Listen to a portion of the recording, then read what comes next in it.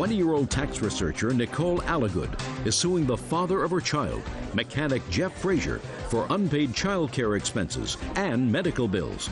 Jeff is countersuing, claiming Nicole has been harassing him and his new girlfriend.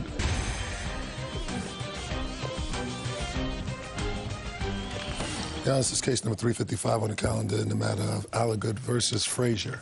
Parties have been sworn in. You may be seated. Ma'am, have a seat, please. Miss Alligood, Mr. Frazier, according to what I read in your complaint, was your former boyfriend? Yes. And you have a child together? Right.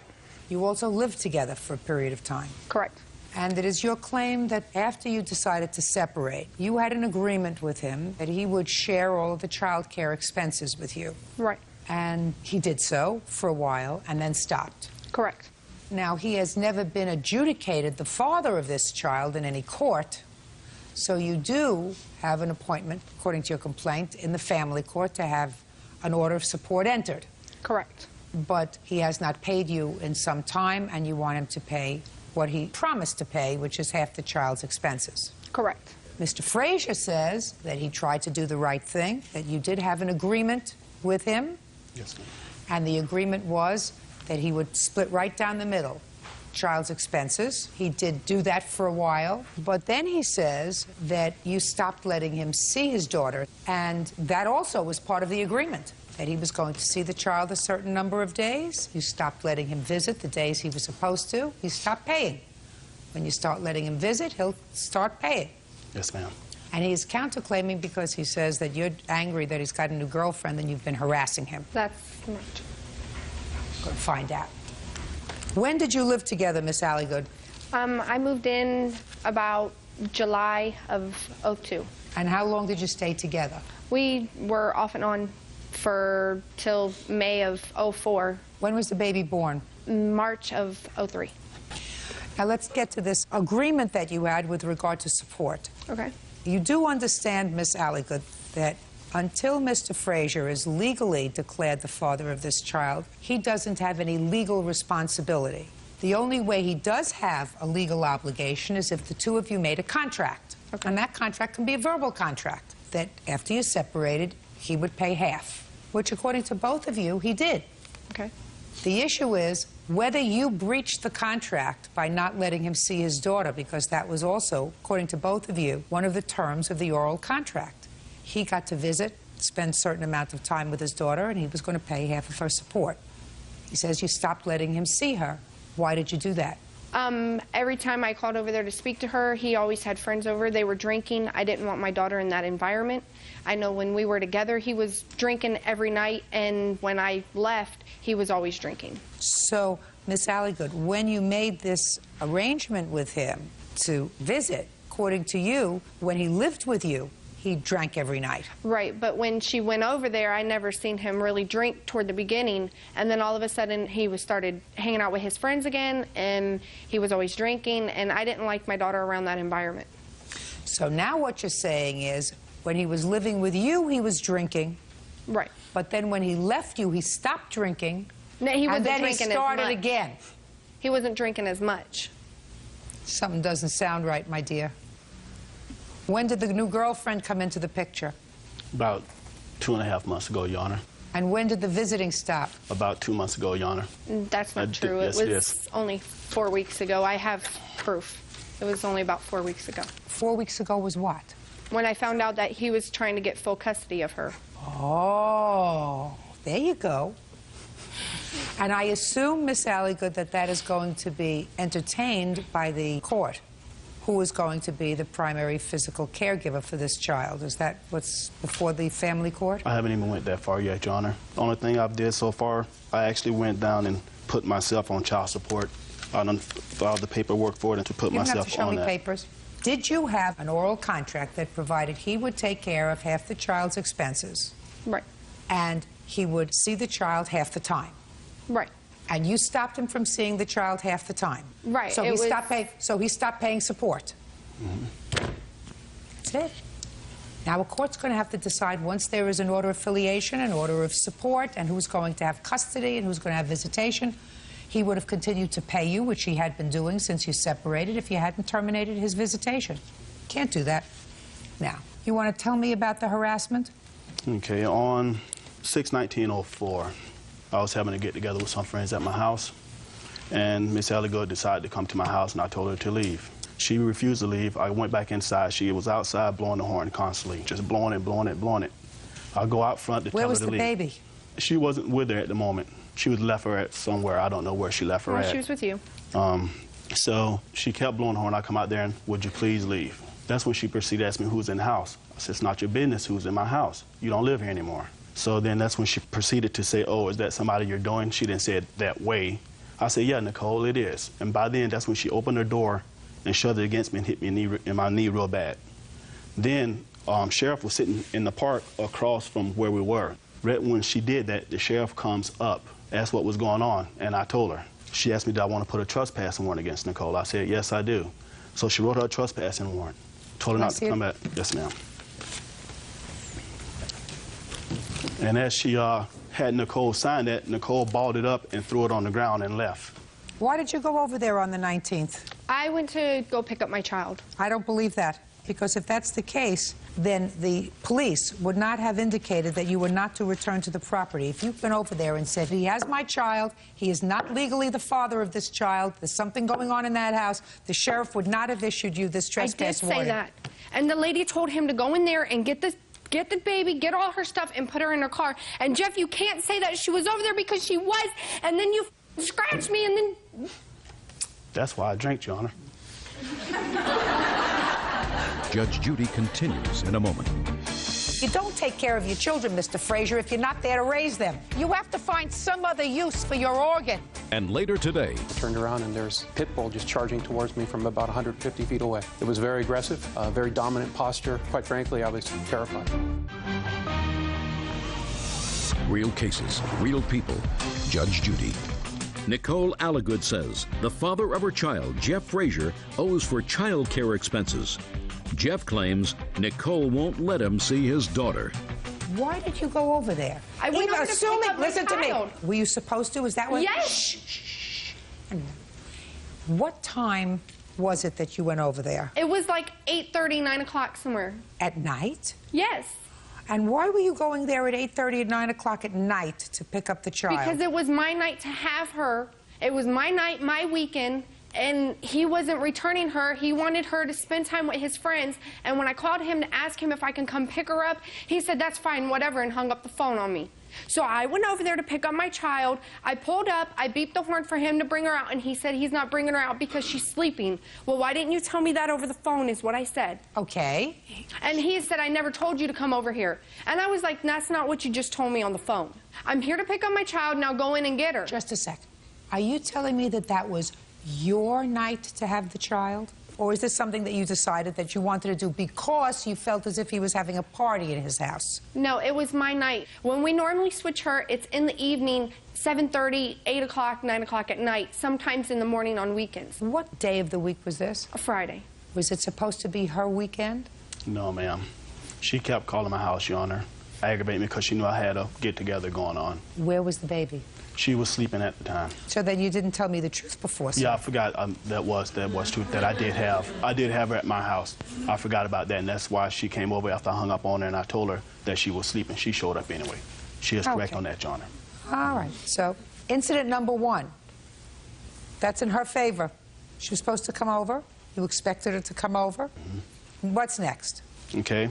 The following day, after she got the trespassing warrant, I was at the fish store and I was trying to leave. I come outside and she's backed in right behind me, so I can't get out. I'm like, Nicole, please leave. I'm not gonna argue with you. Well, why don't you want to talk to me? I don't want to argue, Nicole. So I try backing out. She pulls the truck up forward. So I backed out up on the curb and shot around her truck. As I was going out, she was coming down the main drag and just ran me right up on the curb. I got off the curb, got on the main highway. She was going behind me, coming in front of me, slamming on the brakes so I can hit her. I have a little MR2. She have a Ford Expedition 4x4. Swerving in my lane with my daughter in the car, in the back seat. What happened, madam? That's not true, Your Honor.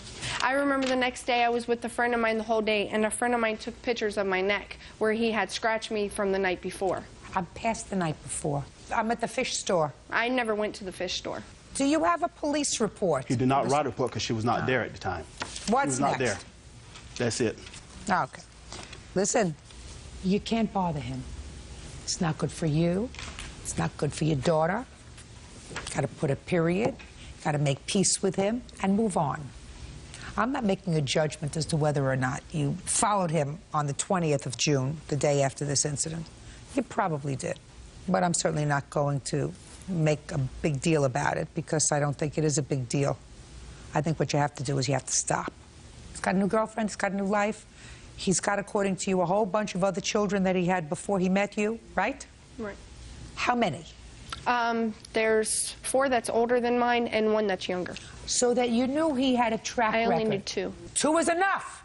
You still knew he had a track record. When did you find out there were 5? I found out about the twins right before I got pregnant, and I found out about the one right after we broke up, that he cheated on me and had the next. Just a second. So you knew about 4 before you got pregnant? Right as I, yeah. You knew about 4. So you knew that this was not somebody who you could count on. Because you could be sure that the other women who had these other children, and there were not just one woman, right? Right. Right. That they all thought that they were the one and only 2, just like she does. No, I don't. That's not my girlfriend, Your Honor. I know. She's not my girlfriend. Perfect. She's the only smart one here. Well, I do take care of my kids, Your Honor. You don't take care of your children, Mr. Frazier, if you're not there to raise them. Well, I try to see them, but they don't let me see them. Mr. Frazier, you don't take care of your children if you're not there to raise them.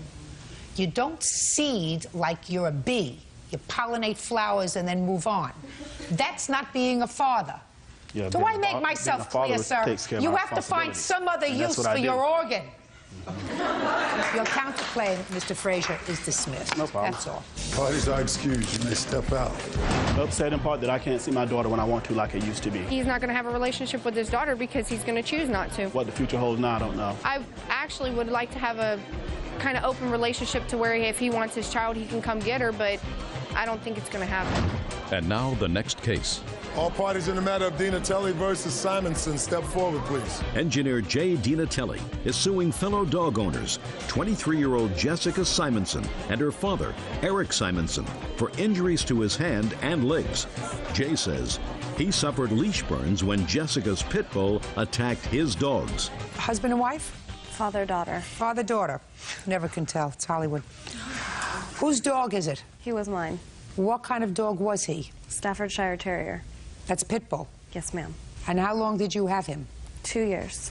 Where is he now? I'm assuming he was given to another home after I released him to the SPCA when I had to move and get rid of him. You had to move from where to where? From the house I was living in into a different house, which did not allow me to keep him. So you don't know where he is? Correct. How old are you? 23. What's your father doing here? He's property owner where the incident happened. Okay. So you're walking your dogs on a leash. Yes, Your Honor. And out from nowhere comes a pit bull. Yes, Your Honor. You were injured. You want to tell me how that happened? Sure. As you know, I was walking my dogs on the levee, and suddenly my dogs alerted to something in back of me. I turned around, and there's a pit bull just charging towards me from about 150 feet away. It was very aggressive. It ran straight up to my dogs, tail straight in the air, very dominant posture, and quite frankly, I was terrified. I yelled at the dog to go home, paid no attention to me. About a minute later, I saw Miss Simonson emerge. She yelled something at her dog. The dog paid no attention to her. I yelled at her to control your dog, and at that point, she strolled towards us, which I found kind of amazing that she wasn't sprinting down the levee. She grabbed for the dog on 2 or 3 different occasions, and every time she reached down to grab her dog, it would scoot away, and in the scuffle, the leashes got wrapped around me, and that's how I got my injuries. Tell me about your injuries. The injuries were both to my hand and to both of my legs. They were burn-type injuries produced by the retractable leash. I've got photos of them if you'd like. I'd like to see them. I was wearing walking shorts at the time, so both of my legs were bare. The worst injury was the injury to my pinky finger, but they were all pretty bad injuries. It caused me a lot of pain for a week, and the injury to my hand took a full month to heal. I have a permanent scar right now. Can I see it, please? Step up.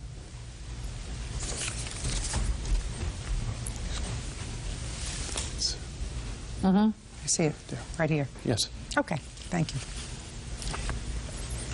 Frightening, scary, but you don't do hand commercials. Right? I'm a professor, so I lecture for a living, but Right. no, I don't do hand commercials. You're right. One of the other things I was interested in is that you indicate that when you made an investigation, you discovered that this was not the first complaint of this dog being out unattended. That's correct, Your Honor. Do you have any proof of that, sir? Yes, I do. When did this incident happen? January 3rd of 2003, and those complaint reports show that there were 4 formal complaints filed against this dog and this owner within the previous 18 months. Did you know that there had been prior violations filed, that the dog was out? No, ma'am, I was not aware But you of that. did. I was not aware of 4 of them, no. How many were you aware of? 2? Two's enough. This dog hurt somebody else in the same kind of circumstances. White pit bull jumped the fence this morning. The complainant fell back and injured back trying to keep the dogs apart. I was in LA at the time. Who cares where you were? All right, I'll hear you. My version of what happened was I let my dog out to go to the bathroom. What do you mean you let your dog out to go to the bathroom? I opened the sliding glass door to let him out into the backyard. How many violations had you had at that time? 2, according to you? That I'm aware of, yes. I don't care what your version is. You just answered your own question. You just resolved this lawsuit. This lawsuit says that you were negligent, careless, and as a result of that, he was injured. Don't you get it? You knew you had a dog that twice caused other people to call and register complaints, and instead of putting your pants on and putting the dog on a leash, you opened the door and let him out. I was out there with him. Who cares? Do you get it, Mr. Simonson? Yes, ma'am, I do. Good, I'm glad you both get it. However, I disagree that the dog is potentially vicious. This dog is I never... don't care what you believe. The dog caused injury to him. Don't be a fool. The dog was not within the control of his owner. I agree with that, Your Honor. Perfect. I don't know whether or not your injuries are worth $5,000, which is what you're suing for, but their stupidity is worth $5,000. And the lesson to be learned is worth $5,000, that when you have a dog that is capable of causing serious physical injury or death, you don't open the door and let the dog out to go to the bathroom alone. Do I make myself clear? Yes, ma'am. Perfect. Judgment for the plaintiff in the amount of $5,000. That's all. Thank you, Your Honor. Parties are excused. You may step out. Corey and Tammy Shanks are suing Corey's ex-girlfriend, Melissa Blankenship, for damaging his truck when she ran into a mailbox. All rise.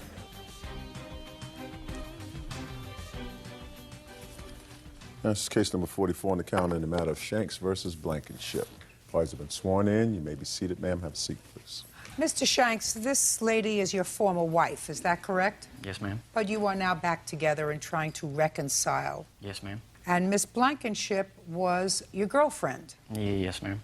for a brief period of time. Yes, ma'am. And this is the complaint, although the complaint is written by your wife, really has to do with you. So we're going to find out exactly what it's all about. You claim that Miss Blankenship damaged a truck. It was a truck that belonged to you. She hit a mailbox or something with it, is that right? Yes. And you want her to pay for the damages to that truck. Yes, ma'am. Miss Blankenship says that she did, in fact, have an accident with the truck, hit the mailbox, there was some minor damage, she told you about it, and at some point you told her to forget about it because you had moved her in with her children or child? My child. With her child into another house that you owned, and she relocated because you were together. Then when you decided to go back to your wife, she was told that she had to vacate the property immediately. She had exactly a week and a half to A week. clear the vacancy. And the suggestion is because you told her she had to get out of the house within a week, you told her to just forget about the damage to the truck. When were you divorced, Mr. Shanks? I was getting ready to go through the divorce in June 2005. When did you meet Miss Blankenship? About the same time, about June. Okay. And when did you purchase the second house? Obtained the house around June, July, in between there. And when did Miss Blankenship move into the house with her daughter? When the house closed, and it was in August. And that was at your suggestion? Well, You were together? yes, but, Your Honor, it was more or less where she wanted to more or less move in. You know, she asked me to move in, And the stipulation was if she did move in, she was supposed to obtain the home, take care of everything while I was gone since I'm an over-the-road truck driver, and she was going to start up a daycare with herself and her witness. So what you're saying is she moved into the house, but she was supposed to pay all the bills in the house? No. From the daycare? No, it was more or less like she wanted to start up the daycare. Well, what did that have to do with you, Mr. Shanks? Well, really, it doesn't, Your Honor. Well, so then I'm not interested in it if it doesn't have anything to do with you. Okay, so she moved into the house, and when you weren't on the road in your truck, where did you stay? I only stayed in that home maybe one night. With her? Yes, one night. And you shared a room? Yes. Before she moved into the house, where was she living? She was living in an apartment complex. How many nights did you spend there? Maybe 2 at the most, ma'am. And when you stayed there, did you share a room? Yes, ma'am. And when you purchased this new house, was it the idea that you would be living there as a family when you weren't on the road? No, ma'am. What was the idea of the new house, sir? The idea of the new home is I wanted to move away from my old home state where I used to live at, and I just wanted to start over myself. I mean, the only reason I let Miss Blankenship move in was the idea of her wanting to start up the daycare. Mr. Shanks, you're having second thoughts about this, sir, because of the lady standing next to you. But your conversation to me doesn't make sense. Do you understand? Yes, ma'am. Doesn't make sense that you bought another house in another area and Miss Blankenship was moving in there to start a daycare center. That doesn't make sense, sir. I haven't even asked her anything. So don't try to pull my leg. I don't like it. You get it? Yes, ma'am.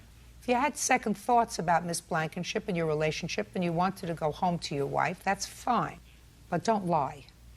I don't like it. Now let's get back to the truck. At the time that Miss Blankenship damaged the truck, she called you. Where were you? I was out on the road. And what did she tell you? That the truck was hit by the mailbox. No, she didn't say that at all. Don't be a wise guy. What did she tell you? She told me she hit the mailbox. That she hit the mailbox, right? Yes, ma'am. Did she apologize?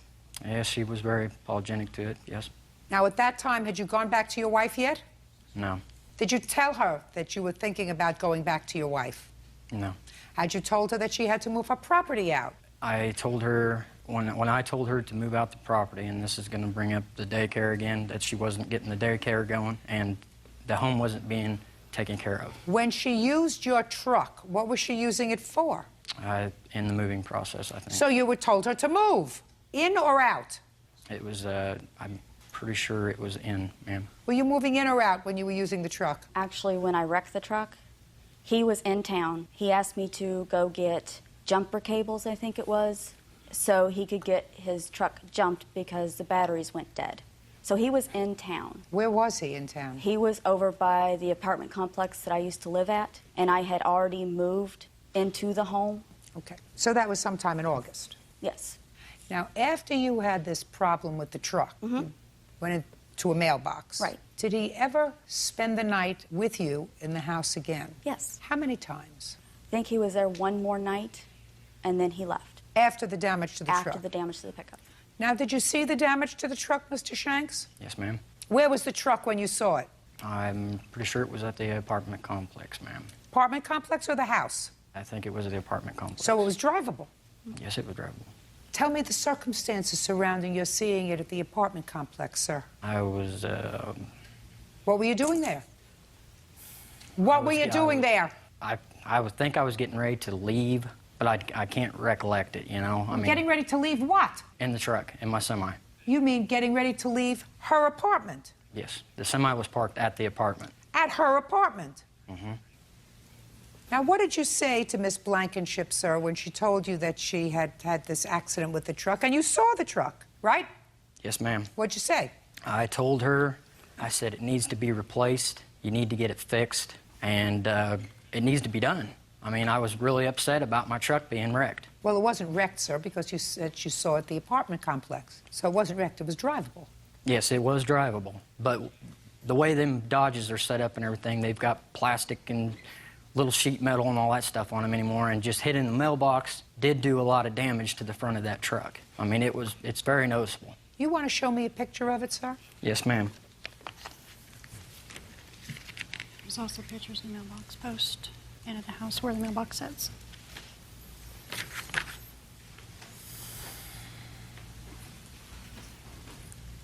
Truck isn't wrecked, sir. It's got a little damage on it. There's some bumper scratches. Big deal. Judge Judy continues in a moment. So why are you here? He ruined her life. She spent 2 nights in her car because she had nowhere to go. And later today... Did she tell you the child was yours? Yes, ma'am. And the paternity test said the child could not have been yours? I wasn't there when he swabbed my daughter's mouth. As far as I'm concerned, he could have, I don't know. He could have. Real cases, real people. Judge Judy. Corey and Tammy Shanks say Corey's ex-girlfriend, Melissa Blankenship, ran his Dodge truck into a mailbox.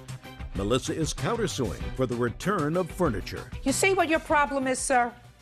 First, you moved her out of her apartment with her child into a house that you had purchased. And the plan was for you to live there when you weren't on the road. That was the plan. I mean, that's clear. There's no question about that. Then you decide to get back with your wife. And your wife is irritated that the truck is damaged. Right? Yes, ma'am. Well, that's too bad. What are you mad at her for? I'm not, ma'am. Well, you shouldn't be. He's the one who disrupted her life, moved her out of her apartment into a house, and then told her she had to move because he was going back with you. Don't you see who the villain here is? It's not her. Oh, you get it? Did I have to explain that to you? No. So why are you here? Over a couple of $100 damage to a truck? He ruined her life. That's not her fault. That's his fault. Probably yours, too. You get it? Yes, ma'am.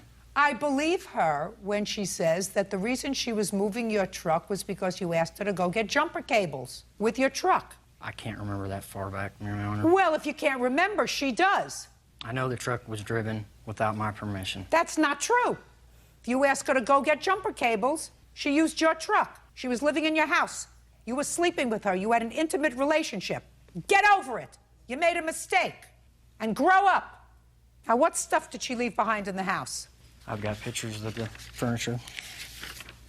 And where is the furniture that she left behind? Is that Take your hands out of your pockets. Is that the address of the home in St. Charles? Where do you want him to deliver your property? He's going to deliver it. He caused the problem, right? Yes, ma'am. To Mary's apartment. Miss Kelly's apartment. All of her property goes back to her. Do you understand? Yes, ma'am. And you make sure that it gets there. It's your responsibility. You had a change of heart, sir. You have to behave like a grown-up. Just because you act irresponsibly most of the time with the women in your life doesn't mean you're going to act irresponsibly here. I mean, I read the papers. You relocated this lady and her child with a promise that you were going to have a life together, that she was going to start a business in the home. And because you had a change of heart, you told her, sorry, you have to move. Now, you moved once, now you have to move again. Where did you move to? Back to the complex? No, I had lost my apartment because of him promising we were going to have a life together. Where are you living now? I relocated closer to home, closer to my parents. Excuse me, Your Honor. Yes. May I say something? Yes. She spent 2 nights in her car because she had nowhere to go. My daughter stayed with a friend because I did not want to be a burden on anyone else. I let my daughter stay so she would not be without. How old is she? She's 11. She was 10 at the time. You got it? Yes, ma'am. She gets all of her property back. Make sure that that happens, sir. Yes, ma'am. Take care of the truck yourself. It's the least you could do. And tell your wife to get over it. You got it? Yes, ma'am. Goodbye. Parties are excused. You may step out. He got back with his wife. Tammy was mad because he got with me. We share a life together. She didn't like the fact that I had permission to have the truck, something that she could never, ever have. And now the next case. All parties in the matter of Rhodes versus Nelson. Step forward, please. Rachel Rhodes is suing her ex-boyfriend, Eric Nelson, for the return of payments and repair costs for a vehicle he financed. Eric says the car was repossessed because Rachel missed payments. Miss Rose, Mr. Nelson is a former boyfriend of yours. Correct. And he financed a car. He was responsible for the payments on the car, but it was your car. Correct. The agreement was you were to make the payments on the car. When the car was paid off, it would be yours. Correct. Well, what happened is that you missed some payments on the car. Couple, 2, maybe 3. And the car was repossessed by the company. Is that right so far? So far, I made a payment. I had placed it on the drop box. I don't want to hear that you made the payment. You placed it on the drop box. They didn't cash the check, but then you missed 2 more payments. You missed payments, correct? Yes. And the car was repossessed. You called up the company, and the company said, well, if you make up all the payments that you missed, we'll give you the car back. You were prepared to make up the payments, right? Correct. But Mr. Nelson says, I'm not going to sign off on you getting the car back because I don't trust that you're going to continue to make the payments on the car. Let them take back the car. I'll make up the missed payments, and I just want this off my record so I don't have to worry about it anymore. So you're suing him for not making it easy for you to get the car back from the company. That's your lawsuit? Yes. That's not a lawsuit, Ms. Rhodes. Well, Your Honor, I have the paperwork pertaining to the money order that I had purchased and I had put in the drop box. After the 29th of December, I had called and checked the status of the money order. The money order had not been cashed. Ms. Rhodes, you don't seem to get me. After you had this alleged mishap with a money order that you allegedly put in a drop box at the car company, which they didn't cash, you then missed 2 more payments. Ma'am, the money order was for $250. You then missed, according to your own statement, 2 more payments because you had trouble. Is that correct? No, it's not correct. Well, that's what you wrote here. That's what you wrote here. How many more months of payments did you miss? I only missed, to my knowledge, I missed 3 payments, which is a month worth of payments. You missed 3 payments, and the car was repossessed. That's correct, but as far as I know, I thought the payments were current. Well, they weren't current, and you have no cause of action against Mr. Nelson. Mr. Nelson doesn't have to make it easy for you to get your car back from the company. Your responsibility is to see to it that the payments are made on time, and they are made to the right place, and to check and see if they were cashed, and to check and see that his credit is not at risk. That's your job. He was being very nice to you, but things transpired, which we'll get to in a moment, because you have a counterclaim that suggested to him that you were not particularly a trustworthy person. So he wasn't going to make it easy for you to get the car back, and he has no legal obligation to do that. And this is, of course, a court of law. And in a court of law, he is not under legal obligation to get you your car back from the finance company after you missed. I don't care if you missed 1 payment. According to you, you missed 3. Well, can I say this? Sure. If I wasn't such a trustworthy person, I was able to pay the money to get the car back, but he didn't want to do that. But he told me that I can give him the $500 so that I can drive another car of his that he had parked. Well, let me tell you why he thinks that you're not particularly a trustworthy person. He has a counterclaim for the missed payments that he had to make up. Yes, ma'am. But more importantly, his counterclaim asks for money for a paternity test because you had a child, which he believed to be his child. He put his name on the child's birth certificate. He paid child support. I don't know whether he saw the child regularly. He paid child support? No. Did you pay any child support, sir, to her? No, ma'am, I haven't paid to her because I have a lawyer at this time. Were you living together when the child was born? No, ma'am. Did she tell you the child was yours? Yes, ma'am. And you believed her? Yes, ma'am. And you took a paternity test? Yes, ma'am. And the paternity test said the child could not have been yours? 0% probability. That's why he doesn't trust you. Okay. Can I say this?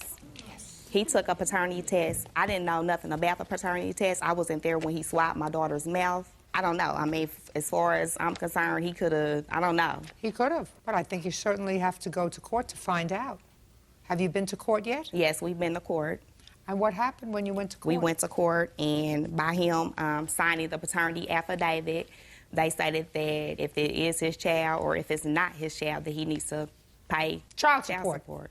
So the court where you are said Mr. Nelson is out of luck because he was told that the child was his by you, and because he signed the affidavit of paternity based on what you told him, he's going to pay child support whether the child is his or not. That's what you just told me. I mean, that's what they said. That's what you just told me that he was told? Yes. That wouldn't make me happy. No. That wouldn't make me believe that you are a particularly trustworthy person. Sir, this was not a court-ordered blood test, is that right? No, ma'am. You took the child yourself? Yes, ma'am. Well, you have to proceed through the courts. You hired an attorney? Yes, ma'am. I assume that's the first smart thing that you did. Yes, ma'am. Good. And do you have a court date? Yes, I do. When? My lawyer has gotten us a court date to go back to court on May the 15th, so we could rescind the paternity affidavit that was already filed against me. Well, at that point, Ms. Rhodes, the baby, as well as you, will be sent to a laboratory to take a paternity test. And at that time, with all 3 parties present, the court will at least be satisfied that the test is done properly. Ms. Rhodes at this point knows that she's on notice, that if there is a possibility that you are not the biological father of this child, that is not a good thing. So I suggest you start searching in memory to figure out if there's any possibility that he's not the father. Okay. Got it? Got it. Good. So you have no cause of action against him for the car. He doesn't have to assist you in getting the car back from the finance company. If you can convince them to give the car to you, that's super. And if you can't, you shouldn't have missed the payments which caused it to be repossessed. Now, the defendant's counterclaim is granted in the amount of $275, not for the paternity test, sir, because the paternity test was not an authorized test and it was not done by the courts. If you had been forced to pay for a paternity test through the courts, I might have entertained your application if it was done with all three parties present. Do you understand? Yes, ma'am. Good. $275 on the counterclaim. Your claim is dismissed, Miss Rhodes. Maintenance man Wes Baum is suing his ex-wife, property manager Lisa Baum, for filing false charges against him. Lisa claims West violated a restraining order. Come to order, all rise. Quiet in the courtroom, please. That's case number 463 on the calendar in the matter of Baum versus Baum. Parties have been sworn in, Judge. You may be seated. Ladies, have seats, please. Mr. Baum, the defendant is your former wife, and it is your claim that she filed a false charge of violating a protective order against you. You want to be compensated for being taken into custody and those false charges. And Ms. Baum said she did not, that you did, in fact, violate a protective order, and she did not accuse you of any crime. She just merely did what she was supposed to do, right? Yes, ma'am. Okay. When were you and the defendant married? 1984. And when were you divorced? 1999. And you have 2 children? Yes, ma'am. How old are they? 17 and 16. When you divorced, who got custody of the children? I did. Was that after a trial or by agreement? Trial. And these are your 2 girls? Yes, ma'am. How long did the girls live with you? Up till 2003. So far, are those dates correct? No, ma'am. He got custody of the children in 1999? Yes, ma'am. And they lived with him until what year? 2002. What month? November. What happened in 2002? I received a call from him, and he said Katrina wanted to come live with me, so I went and got her. Elizabeth stayed with her dad. So Katrina, one child came to live with you in November. That's Yes, Katrina. Did there come a time when Elizabeth went to live with her mother? Only through why we're here. She went to do visitation. At that point in time, her mother went to the court and filed a protective order saying that I gave her a black eye. When was that? August of 2002. No, 2003, I'm sorry. And so from August of 2003 until what time, what month and year did Elizabeth stay with you? December of 2004. And what happened in December of 2004? On December 1st, Katrina and I had gotten into an argument that morning, and the girls proceeded to go to school. Elizabeth went to school and decided she didn't want to be with me anymore, so she left school grounds without anybody's permission, got a ride to her dad's work, and she's been there ever since. When did you find out that she was missing? Like 30 minutes. I called the school because I kind of had an idea. I had called Elizabeth's cell phone. Well, if you had an idea, then something more happened. Then you had an argument with Katrina, Miss Baum. No, ma'am, it was just an argument. Well, then why, if you had an argument with one child, why would you think that something happened to your other child? Because Elizabeth went to the school and told them that she wanted Child Protective Services called. Against you? Yes, ma'am. Oh, so well, that would give you a clue. But it was unfound. Just a second. But that would give you a clue that there was trouble, and that all happened on December 1st. Yes, ma'am. Step up. You're 17, Elizabeth? Yes, ma'am. You live with your father? Yes, ma'am. What happened in your house December 1st? December 1st, my sister, we got ready for school and came downstairs, and my sister and my biological mother had gotten into an argument. My biological mother told my sister that she was going to strangle her, and that was not the first time she has put her hands on my sister. And so we went to school. She had called my cell phone. We were at the bus stop. Well, what did you say to your mother when she said that? Did you say anything? I just looked at her and was like, "No, you're not." And then so we left the house and went to the bus stop, and she called my cell phone and told me to tell my sister to come back home because she has to pack her things and leave.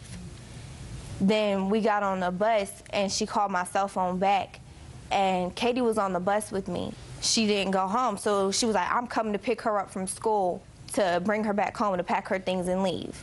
So when I told Katie that, she started crying, and we got to school. So far, is that right, Katie? Yes, ma'am. Okay, go ahead. So we got to school, and the senior administrator was upstairs, and she saw that Katie was crying, and she asked me what happened. And I was telling her what happened. Then she took us down to the guidance office, and the resource officer is the one that said he was going to call Child Protective Services. And who called your father? I did later that day. Where were you?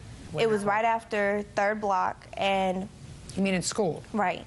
And I had a voicemail on my phone, a vulgar voicemail, saying that she was going to kill me too, and that everything was going to come back on me. You mean it was from your mother? Right. Yes, ma'am. She was going to be home when I got home, and I was going to get what's coming to me. So after I listened to that message, I called my father and told him what happened. And I guess at that point, it was just, I couldn't take it anymore. Now, Mr. Baum, who contacted you, sir? The police? Or did you contact the police that Well, day? she called me at work, and I knew I had a protective order against me. When was that protective order granted? I have it here in my documents. Can I have it, please? Here's a series of protective orders from where it started to where I got custody. But that particular day... Just 1 second, sir. Why did you file for an initial protective order, Mrs. Baum? When I picked Elizabeth up, she had a black eye. When was that? August of 2003. Yes? And I asked her what happened. She told me a speaker fell on her. I didn't believe that. So we talked more throughout the weekend, and then she told me her dad punched her for lying and having people in his house that stole some stuff from him. So I went to the magistrate, a protective order was issued, we went to court, and the judge told him that he had to take an anger management class. You went to the police, Mrs. Baum, is that right, on December the 1st or the 2nd? The 1st.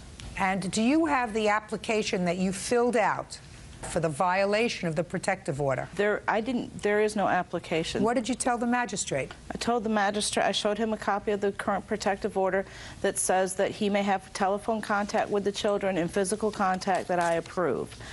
I told the magistrate that Elizabeth was at his house, that she does not have permission to be there. If she wants to live with her father, there's a right way and a wrong way to do it. Just a minute. What you told the judge, according to you, the magistrate. That's a judge. Oh, okay. Was that, here's the protective order, my daughter is there, and she's not there with my permission. Correct. That's what you told him? Yes, ma'am. Period. Yes, ma'am. Based upon that, he issued an arrest warrant. Yes, ma'am. How come you didn't tell the judge, Miss Baum, that your daughter had run away, that she had called Child Protective Services against you? All of that you knew by that time. Your Honor, I did. I told the magistrate the whole story of the whole day. No, you didn't. Yes, I did. You went to file a violation of a protective order, and you knew your daughter wasn't in danger. You knew she wasn't at risk. You knew you had had a fight with her that day. You knew that she had gone to the school and caused them to call Child Protective Services. And knowing all of that, for some bizarre reason, you elected, instead of going to the family court to try to get the matter resolved, somehow in the family court, letting the situation cool down for a day, seeing how you could resolve it with your daughter, you decided to go in to file a violation of a 6-month-old protective order. And I don't understand what was your motivation. Your Honor, my issue wasn't with Elizabeth at all that day. It was with my other one. I understand that your initial problem was with your other daughter, but it was Elizabeth who spoke to the guidance counselor. It was Elizabeth who caused them to contact Child Protective Services, who ultimately contacted you and started all the trouble for you. And you reacted to that, Mrs. Baum, by going to court, and instead of letting things settle down with your 2 girls, going to court and making trouble for your ex-husband. No, that's exactly what you did. Oh, yes, that is exactly what you did. Your former husband is suing you for $2,000. He said he was arrested. How long were you taken into custody for, sir? I was released that day. But if I may add on that? Yeah. Prior to that, my daughter called me about 12:30 that day, and because where they live is in a separate city, I told her to call the Virginia Beach Police Department to find out what they would have her do, and they said, come see me. So she got a ride to home, and she got a ride from home to my work. At that point, I got a couple calls on my cell phone. I'm not sure if I responded to a call, if I called her back and said, hey, she's here with me, but do not come up here and cause any trouble. After work, we'll settle this, we'll go through it and find out what's going on and get to the bottom of this. Later that night, she called her, Elizabeth, up. My ex called her Elizabeth up and said, I want your cell phone and your key. She came over to the house and got the cell phone and her key to the house. Did you go to his house? I went to the parking lot next door at like 7 o'clock at night to pick up the cell phone that's in my name and my house key. But not your daughter? No, she didn't. No, why? No, because... Your Honor, I can't pick her up and put her in the car. Because she didn't want to go home with you. That's right. So, and if you, are you suggesting to me that this magistrate before whom you appeared to get a protective order, you told him that your daughter didn't want to go home with you, she was okay with her father, and you went and you got your cell phone because you were worried she would make telephone calls. We're worried about her. Worried that she would make telephone calls. Whew. Your Honor, You're absolutely right, sir. It was vicious and it was vindictive. Judge Judy continues in a moment. And later today, after leaving the hospital, Mr. Osborne walked to a nearby Pizza Hut to smoke a cigarette and drink a pop. Did you do that, Mr. Osborne? Yes, I did. With a collapsed lung? real cases, real people. Judge Judy. West Baum says his ex-wife, Lisa Baum, falsely accused him of violating a protective order. West says because of Lisa's actions, he was arrested. Now, your motivation for going to the judge for a violation of protective order, I believe, was vicious and vindictive and had absolutely nothing to do with the safety of your child. Because your actions that day belie the fact that it had anything to do with the safety of your child, because you went there alone to get your key and your cell phone. And if you actually had fear for your child's safety, you would have called the police and said, please come with me, I have to go get my daughter, she is in danger. You didn't do that. I did do that. We went to his employment to get her with the police. They had me arrested. Just a second. No, to pick up my daughter. I didn't care what happened to him. Just a second. And what happened when you went there? They weren't there. Your Honor, I didn't get any help from the police. You didn't need any help getting the key and the cell phone, only your daughter. Judgment for the plaintiff and the amount requested, $2,000. That's all. Parties are excused. You may step out. Now I married a beautiful wife, and she has a problem with it. I left messages with him, you know, call me, let's work this out, and I don't get any reply. I think he's afraid of what his wife will say. She didn't want me, and she didn't want nobody else to have me. No, that's not true. It's the first time that I've gotten justice in the court system for a long time. I feel good. And now the next case. All parties in the matter of Osborne versus Lacey. Step forward, please. Truck driver Charles Osborne is suing his former friend, writer Michael Lacey, for injuries due to a car accident. Charles says he was a backseat passenger when Michael choked on coffee and drove his car off the road.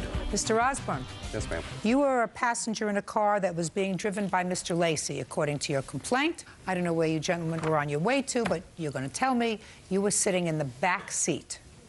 According to what I read, there was an accident, you were injured, and you want to be compensated for your medical bills, et cetera, et cetera, et cetera. And Mr. Lacey says this was an accident and you weren't wearing your seatbelt and whatever. Take care of your own medical expenses. Yes, ma'am. What were you doing in Mr. Lacey's car? Mr. Lacey had been commandeered by my business partner, Frank Owen, to drive us to Rushville, to small claims court. Who had to be in small claims court? Mr. Owen did. And what happened, sir? We were eastbound on Route 52, and Mr. Lacey had just passed a car doing about 58, 60 miles an hour. And he had taken a drink of coffee at the time, and when he did, he choked on the coffee. He held the accelerator to the floor. We went off to the side of the road. Frank was in the front seat. He tried to grab the wheel to hold it on the road. And I had pulled my seatbelt off quick and tried to jump over the seat to grab the wheel. But at that time when we went off the road, and the car ended up going over some ravines and went catty-corner into a telephone pole, which hit like the rear door. And I slammed the door, knocked the power window buttons out of the door, broke the window out with my head. And the next time we finally stopped dead, and the airbag went off, and Mr. Lacey turned around to me and he said, I believe we were in an automobile accident. I believe you were right. Can I see those pictures? I'm anxious to see. Sure. So I assume that It's the same paper. So It's the same paper. okay.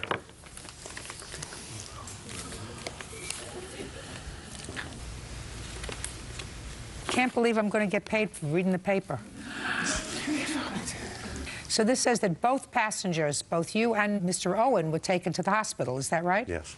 What were the extent of your injuries? I had a collapsed lung, and I still have the problem. I can move my head over this far on the left, and I can come all the way over on the right, but I still can't move it completely right. Well, what would you have to move it all the way over for? What particular I exercise? probably wouldn't unless I was looking at I'm just curious. I don't know, Your Honor.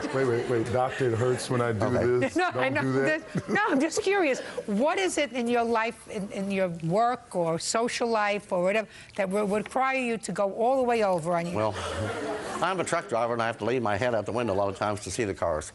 Well, you go out like this. You don't go down like this, right? Well, I go like this to lean Yeah, you out. go right just like that. That's enough. Okay. All right. Seems to me that's enough. Okay.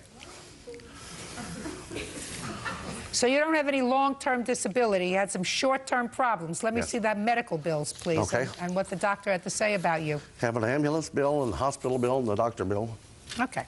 But the one's gone into collection, so but they're all together, same dates. Okay, Mr. Lacey, why shouldn't you be responsible for this? Didn't you have insurance? I did not have insurance. It had lapsed. Oh, Mr. Lacey, that's a big problem for you, sir. Yes, I realize that, Your Honor. Well, then why don't you think that you personally should be responsible for this? You were at fault in this accident. I was at fault in the accident, but the plaintiff here says that he was injured and he was out of the car walking around when I regained consciousness from the airbag and did not exhibit any signs of trauma until the ambulance arrived. And then when the ambulance did arrive, he immediately went into a convulsed state and, made it sound like there was something wrong. And the rest of us were all walking around. He had been walking around. Well, Mr. Owen was taken to the hospital, sir. Mr. Owen was not taken to the hospital. According to this, he was. He was not. Well, he was. And you're responsible. And if he wanted to go and get himself checked out, that's his prerogative. Mr. Osborne, you're suing for $5,000, sir. Why? The hospital bills were $2,100. Correct. I was off work for 3 weeks, and I'm a percentage driver. I'm paid average about $820 a week. Well, you have to show me something that indicates to me, sir, that you received medical treatment during the course of those 3 weeks, and the reason that you were out of work for 3 weeks was as a result of your injuries. Do you have medical records? No, I don't. I didn't go see the doctor afterwards. Well, that's unfortunate, sir. If I were out of work for 3 weeks, I would go see a doctor. You want to say anything? Yes, I would, Your Honor. After leaving the hospital, Mr. Osborne walked to a nearby Pizza Hut to smoke a cigarette and drink a pop. Did you do that, Mr. Osborne? Yes, I did. With a collapsed lung? I didn't walk like I was jogging the 500, but I made it over there. I mean, is what you're telling me, with a collapsed lung, you went over, you had a drink and a cigarette? I tried to have the cigarette. I had the drive. All right. Mr. Lacey, you are responsible minimally for his medical bills. Do you understand this? Yes, ma'am. Otherwise was an accident, and I don't think there was anything irresponsible other than the fact that perhaps you were drinking a cup of coffee and you choked on it. Maybe you should just concentrate on your driving. So you are responsible for his medical bills, not $5,000 for his being out of work, for his being uncomfortable, for whatever else. I don't have any proof of that. Judgment for the plaintiff in the amount of $2,100. Thank you. That's all. Parties are excused. You may step out. 23-year-old Nicole Hendershot is suing her ex-boyfriend, 21-year-old Kevin Gleason, for unauthorized use of her credit card and unpaid loans. Order. All rise. This is case number 15 on the calendar in the matter of Hendershot versus Gleason. Parties have been sworn in, Judge. You may be seated. Thanks, Byrd. You're welcome. All right, Miss Hendershot, this used to be your boyfriend. And your complaint is that you made 2 loans to him. One was by giving him your credit card and allowing him to make some purchases on it. And then, since he wasn't paying you back, that you would get your money back as if he had a new job. And a new job needed new clothes. So he asked if you would loan him the money for some new clothes. You bought him $3,000 worth of clothes, and he paid you back nada. That's not the outfit she bought you, right? Yes, it is. Yes, it is. Yes, it is. It's not GQ. Kind of early gangster. Mr. Gleason says that you were very, very nice to him, and all of the things that he purchased were gifts. How old are you, Miss Hendershot? 23. Do you work? Yep, full time. What kind of job do you have? Inventory manager at a car dealership. You've been there for how long? A year and a couple months. How much do you earn annually? Probably about $32,000. Nice. You live by yourself? I live with family. You pay rent? No. What do you mean you live with a family? I live with my grandparents. Oh, so you don't pay rent? I don't pay rent. Eventually, you're going to have to do that. You know, it's part of the growing up process, you know. It's expensive They in made New a York. movie about that. Fair, you get a launch, you got to launch one day. And what about you, Mr. Gleason? What do you do for a living, sir? Right now, I just signed up for the National Guard, Army National. How old are you? 21. Signed up for the National Guard. Yes, ma'am. Before you signed up for the National Guard, what were you doing to support yourself? Nothing, really. Who do you live with? I live with my grandmother. What does she do for a living? She used to housekeep. And what does she do now? She gets a pension, I do believe, from a past job that she had. So she gets a small pension and she was doing housework. Yes, ma'am. And you were just laying home and eating food, doing what, Mr. Gleason? Hanging out, friends. While your grandmother was collecting a pension and cleaning other people's homes. Is that what you're telling me? I just want to get a picture of you, sir. Yes. Okay, Miss Hendershot, tell me about the first loan. When I first met him, he told me that... When did you first meet him? Mid-September. Where? Through a friend. You mean somebody introduced you to him as a blind date? Yeah. Take that friend and cross them off the list. That person is not a friend to you. That person is his friend. So we met mid-September, started dating. He told me his ex... When you went out with him, where would you go? Movies. Who something paid? to eat. Me or him. Where'd you get money from? I get a check in the mail from my parents. For what? They're both deceased, so I get a Social Security check from them, each of them. Until you're how old? I think it's home 25, I do believe. How much do you get? Around like $675. It like fluctuates. A month? Yes. Even if you're over 21 years old?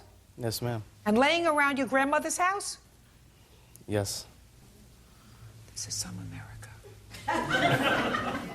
Okay, so sometimes you paid, sometimes he paid. You started dating and keep going. Told me he had just quit his job. What job did you have?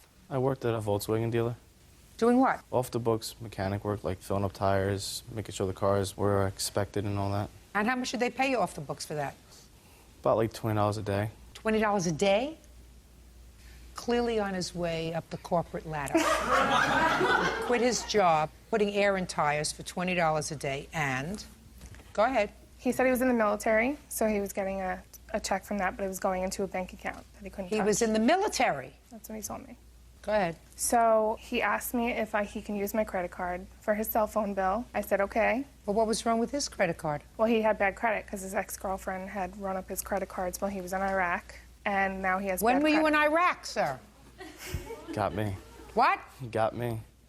Okay, so you gave him your credit card to pay his cell phone bill, and what was he supposed to do? Pay you back? Yeah, he was supposed to pay me back. I also authorized him to buy a TV for his car. A TV for his car? Granted that he would pay me right away. Don't you feel like an idiot? But I guarantee you this, Mr. Gleason, if you don't feel like an idiot now, by the time you leave here, I'm hoping for better results. Yes, ma'am. It's not George Clooney, you know. I've learned my lesson. Why did you need a TV for your car? I said I wanted one, and she offered to get it. Well, who got it, you or she? She got it, and she said, you have to pay it back. And then, around Christmas time, she's like, oh, it's just a present for you. You can have it for Christmas. You know you're going to get penalized for some of your stupidity, don't you? Oh, I know. I was naive and stupid. I know that, and I've learned my lesson. All right. When you got the bill, how much was the bill from the credit card? I have authorized and unauthorized charges in September and October. You have the bill for September? Mm-hmm. I want to see it.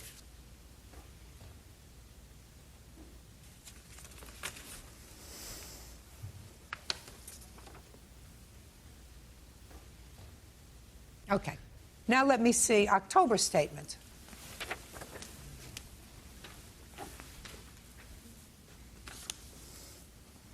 This is all his stuff? Mm-hmm. All of his stuff? Mm-hmm. What are you, out of your mind? What are you, out of your mind? I guess so. No, you're not. You're just a spoiled brat. Paid your credit card bill, paid your Sprint bill, you went to the drugstore, you filled up your car with gas, bought yourself a pair of shoes. Tiffany and Company? He bought me my promise ring on my credit card.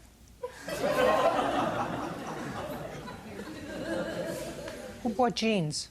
She wanted me to get jeans to go away to Florida to meet her parents. You actually took him to meet your parents? Yeah. What'd they say? We'll see. Is that what they said to you? We'll see? They said you're smart. I know you make the right decisions, and, you know, it's your relationship. You have to live it. Now let's get to the close, Miss Hendershot. So after he didn't pay you back this and you saw that he was abusing your trust in October, you went out and you did something really stupid. Mm-hmm. You continued to see him. You continued to be involved with him. And in January of 2006, you do what? I bought him suits for his new job. He was a salesman, so he needed suits. So I offered to buy him. He agreed. We went to the store, and we bought him together. And he lost the job a couple weeks later, started another job, lost that. I never saw a paycheck from the first job. He had an agreement that the paychecks would go to me for the suits.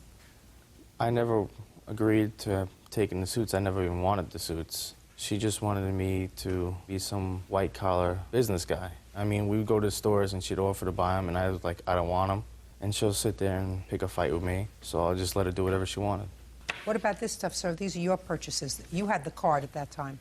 The shoes are not my purchases, and only one guess is mine. Take this over, please, Byrd, to Mr. Gleason.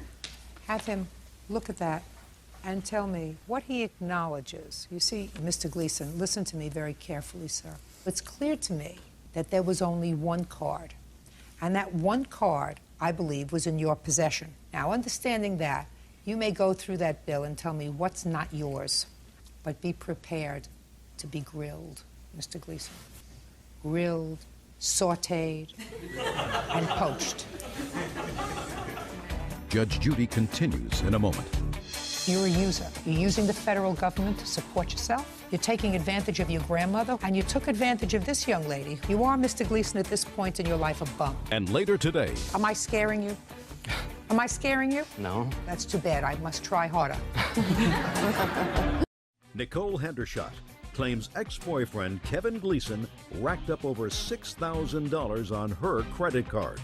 All right. The things that you circled are yours or not yours? Not mine. The thing that I checked is the one that she wanted me to go down to Florida with, the jeans. And She can't wear your jeans, sir. What your statement is that these are all gifts. Is that right? Yes, ma'am. Wrong. Did you tell him that the TV for his car was a gift Christmas time? No. I said I'm going to pay it off since you don't have the money right now, but when you get a job, I'd like the money, because I didn't want it on my credit card balance. Well, you can't have it on your credit card, otherwise you'll have credit like he did when he went to Iraq and his girlfriend racked up all those charges. She didn't make that up, did she? That you told her you had a girlfriend and that... My ex did rack up my credit card. When you were in Iraq? Huh? No. So you lied about that? Yes. When you lied to her about that, did you lie to her convincingly? Kind of, because she wanted an image. No, don't tell me what she wanted. I want you to tell me like you told her, just like you told her. I was in Iraq and my girlfriend maxed out my credit cards and so I have lousy credit. I want you to tell me exactly how you told that to her. I said when I was... Look at me. Like, because you looked at her in the eye, right? Kind of. Tell me what you said to her, just like I'm looking at you. I said to her, my ex-girlfriend racked up my credit card while I was away in Iraq. Did you tell her how you paid off the credit cards? Oh, I still have them going on dispute. Why do you have them going on dispute? Because she took my credit card without my permission. I gave it to her one time to use to help her pay off her credit card. Yes. And then she took my credit card without me, like, physically handing it to her.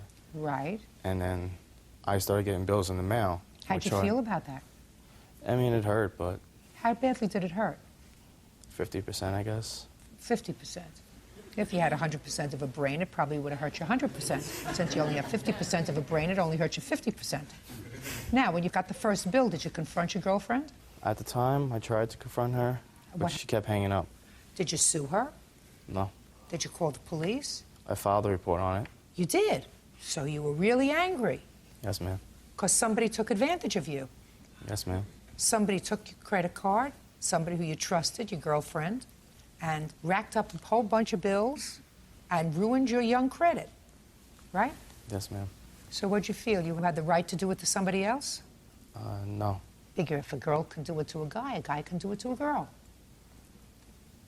Yes. Mr. Gleason, if I were your grandmother, your bag would be packed on the front porch by the time I got home. It's time you grew up because you're a user. You're using the federal government to support yourself when there's no reason for it. You look like an able-bodied, strong, well-nourished 21-year-old. You're taking advantage of your grandmother who's living on a small pension and cleaning other people's houses to take care of you. And you took advantage of this young lady who cared for you, wanted only the best for you. You are, Mr. Gleason, at this point in your life, a bum. The sooner you start correcting it, the sooner you're going to be not a bum. Do you understand? Yes, ma'am. Judge for the plaintiff in the amount of $5,000. That's all. Parties are excused. You may step out. He used me to make himself happy. I was hurt pretty badly about what my ex did to me, so I thought maybe if I did to somebody else, they'll learn or I'll learn. I guess I learned. I think he got what he deserved, and hopefully I'll make the right decisions next time. And now the next case. All parties in the matter of Mellinger versus Scott. Step forward, please. Terry Mellinger is suing her son's former friend, 20-year-old Kenny Scott, for a loan for a motel room. Is this your son? Yes, ma'am. How many children do you have? Just the one, sir, ma'am. Doesn't he have long pants? He does, Your Honor, but he just flew in from Tucson where he's working out in the field and he's staying in a motel, so he has limited access to clothes other than his work clothes. Could you bring him a pair of long pants? But I just... I mean, he's not going to the beach. I know, and I apologize. Okay. I just wasn't thinking. Ms. Mellinger, this is your complaint. Mr. Scott is a friend of your son's. Are you wearing long pants? Yes, I am, Your Honor. According to your complaint, the two of them went off oil drilling something, got a job someplace, and they were rooming together. And according to you, you made a loan to Mr. Scott in the amount of $500 because he was short on cash. Stand up on your own 2 feet with your long pants, Mr. Scott. Mr. Scott says that you sent money, but you sent money at your son's request to your son. There was never an agreement by him to pay you back. That's your defense. Yes, Your Honor. This is your mother? Yes, this is my mom, Charlotte. Okay. Where did you go to work, Mr. Scott? Well, at the time, we were stationed in Nevada, and then the following hitch, we were supposed to go down to Tucson. And where is your home? I live in Spokane, Washington. How old are you? 20. Were you paying your own way when you went to do this oil drilling? Yes, I was. You paid your own rent? Not at home, no. I'm talking about when you lived with him, when you were working. You were living together, correct, in a motel? Correct. Who was paying the bill? He was. Why? Because I was unemployed before that, and we agreed that we would split the motel costs after I got paid, and I hadn't got paid until 2.5 weeks into the hitch. Okay, and once you got paid, did you give him back the money? No. Why? Well, because Mrs. Mellinger had came to me saying that she wired Dustin some money and that I was supposed to have been given it, so I owed her the $500, and I started to make payments, and... Am I scaring you? Am I scaring you? No. That's too bad. I must try harder. Now, you went to live with Dustin and you had an agreement, and your agreement with Dustin was, quite reasonably, that you would go to this place where you could both work and make a good living, make some money, and that you would split the room. But you didn't have any money.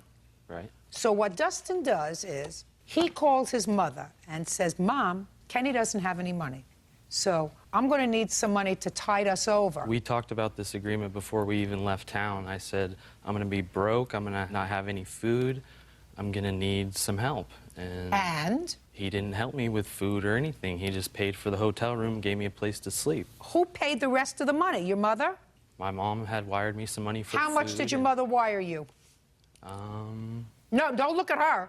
I'm asking you, how much did your mother wire you? $200. About $200. And I'm sure your mother has proof of that, right? Yes. Right?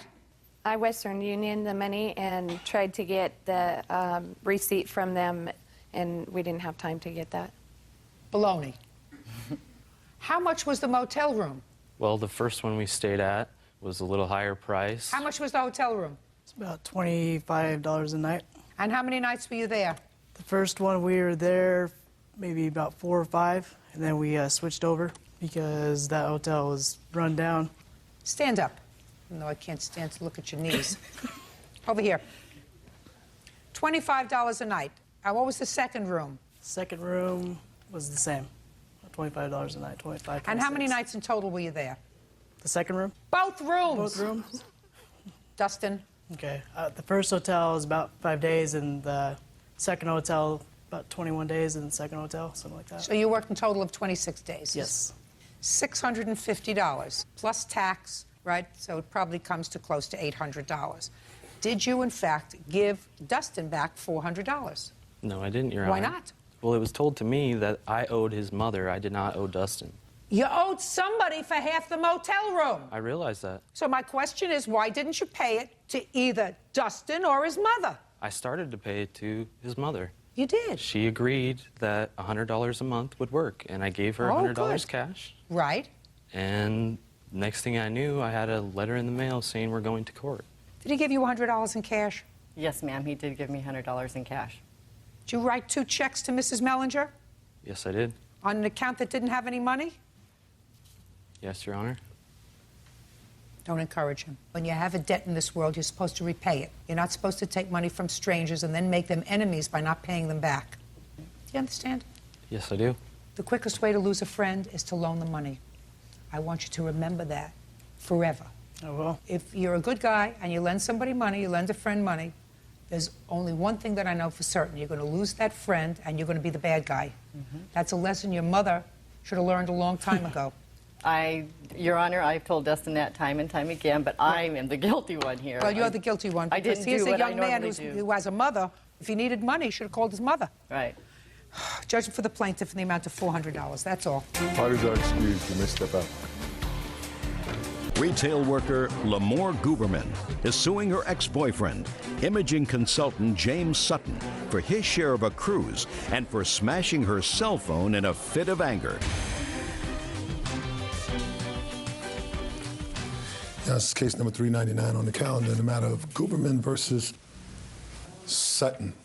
Parties have been sworn in, Judge. You may be seated, ma'am. Have a seat. Miss Guberman, you and Mr. Sutton dated briefly, according to what I read in your complaint, and you no longer see each other socially, but you claim that he owes you for 2 things. First, he owes you for a cruise that the 2 of you went on. You claim that he was supposed to pay you back for his ticket, and he did not. And second, you say that you got into an argument with him and he smashed your cell phone. Correct. And who is this? This is my friend, Monique. Is this the friend who was supposed to go on the cruise? No. Does she know about the cruise? Yeah. Miss Guberman, when was the cruise and you were supposed to go with a girlfriend? Is that right? Correct. When were you supposed to leave? The end of November, I think it was, last year. The questions are going to get harder. That's what this case is about. So let's try to get it together and focus. November of 2003. November what? About November 17th, approximately. I forget the exact date. And how long had you been planning this trip with a girlfriend? Approximately a few months, maybe 3 months. Who bought the tickets? I charged it on my credit card. Why didn't she charge her own ticket? Oh no, well, we both paid a deposit, but then when she wasn't going... Just a sec. You were supposed to go with a girlfriend, she backed out. You started to date him, and he went on the cruise instead of the girlfriend who got pregnant. That's the story, right? Because I still want to Okay, just a second. We're going to do this in faster pace because I have other things to do today, Miss Guberman. November 17th, 2003, you were supposed to go on a cruise with the girlfriend. She had put a deposit down on her own credit card? Correct.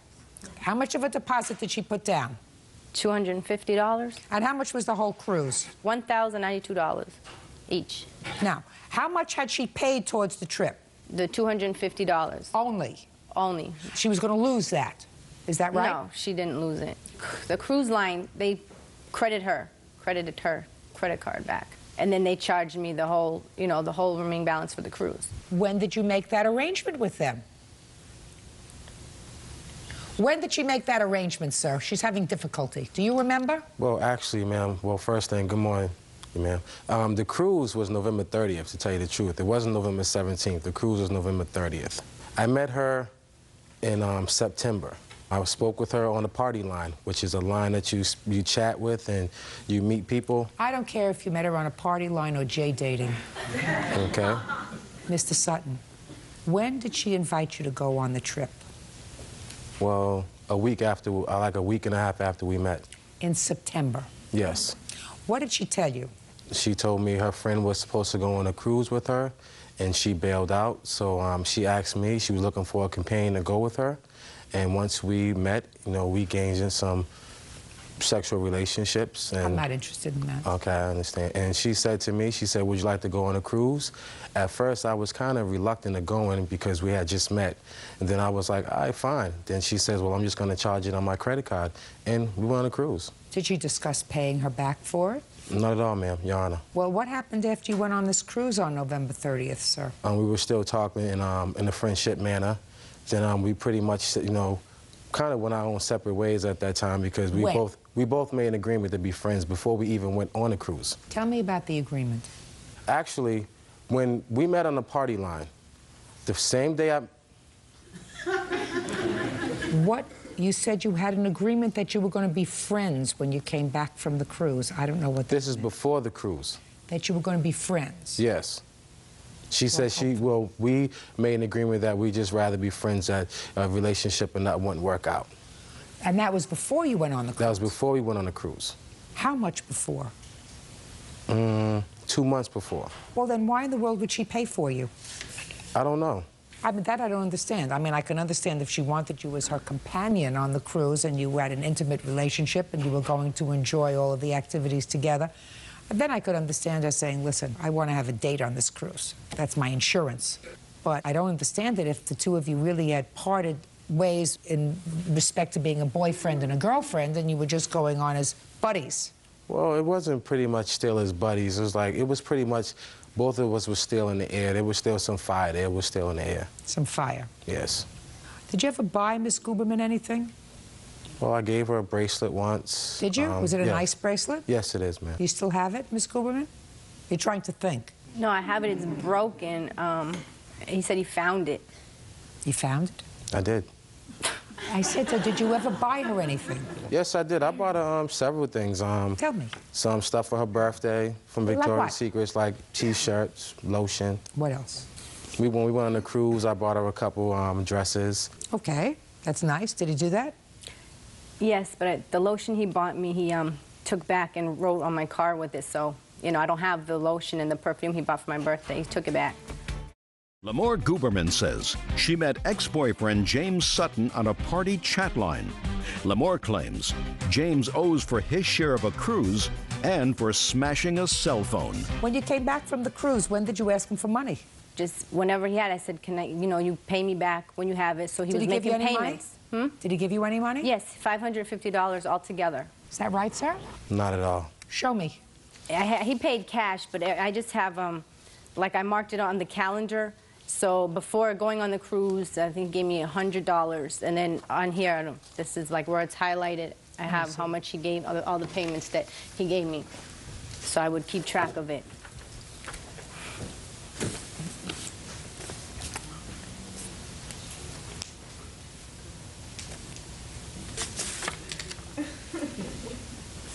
I don't believe this. I don't believe it. There are several reasons why I don't believe it. First of all, I don't know anybody who uses the same pen on a day calendar. In order for you to use the same pen on a day calendar just for certain entries, you have to be a really organized person. You have several different pens for certain things.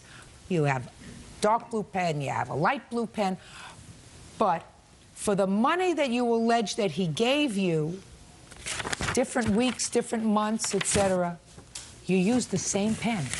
So you had a Mr. Sutton return of money pen? No, actually, I kept a particular pen by my calendar. And if, for instance, like if I had made an appointment on the phone or something and there was a pen somewhere else in the house, I would take that and write the appointment down.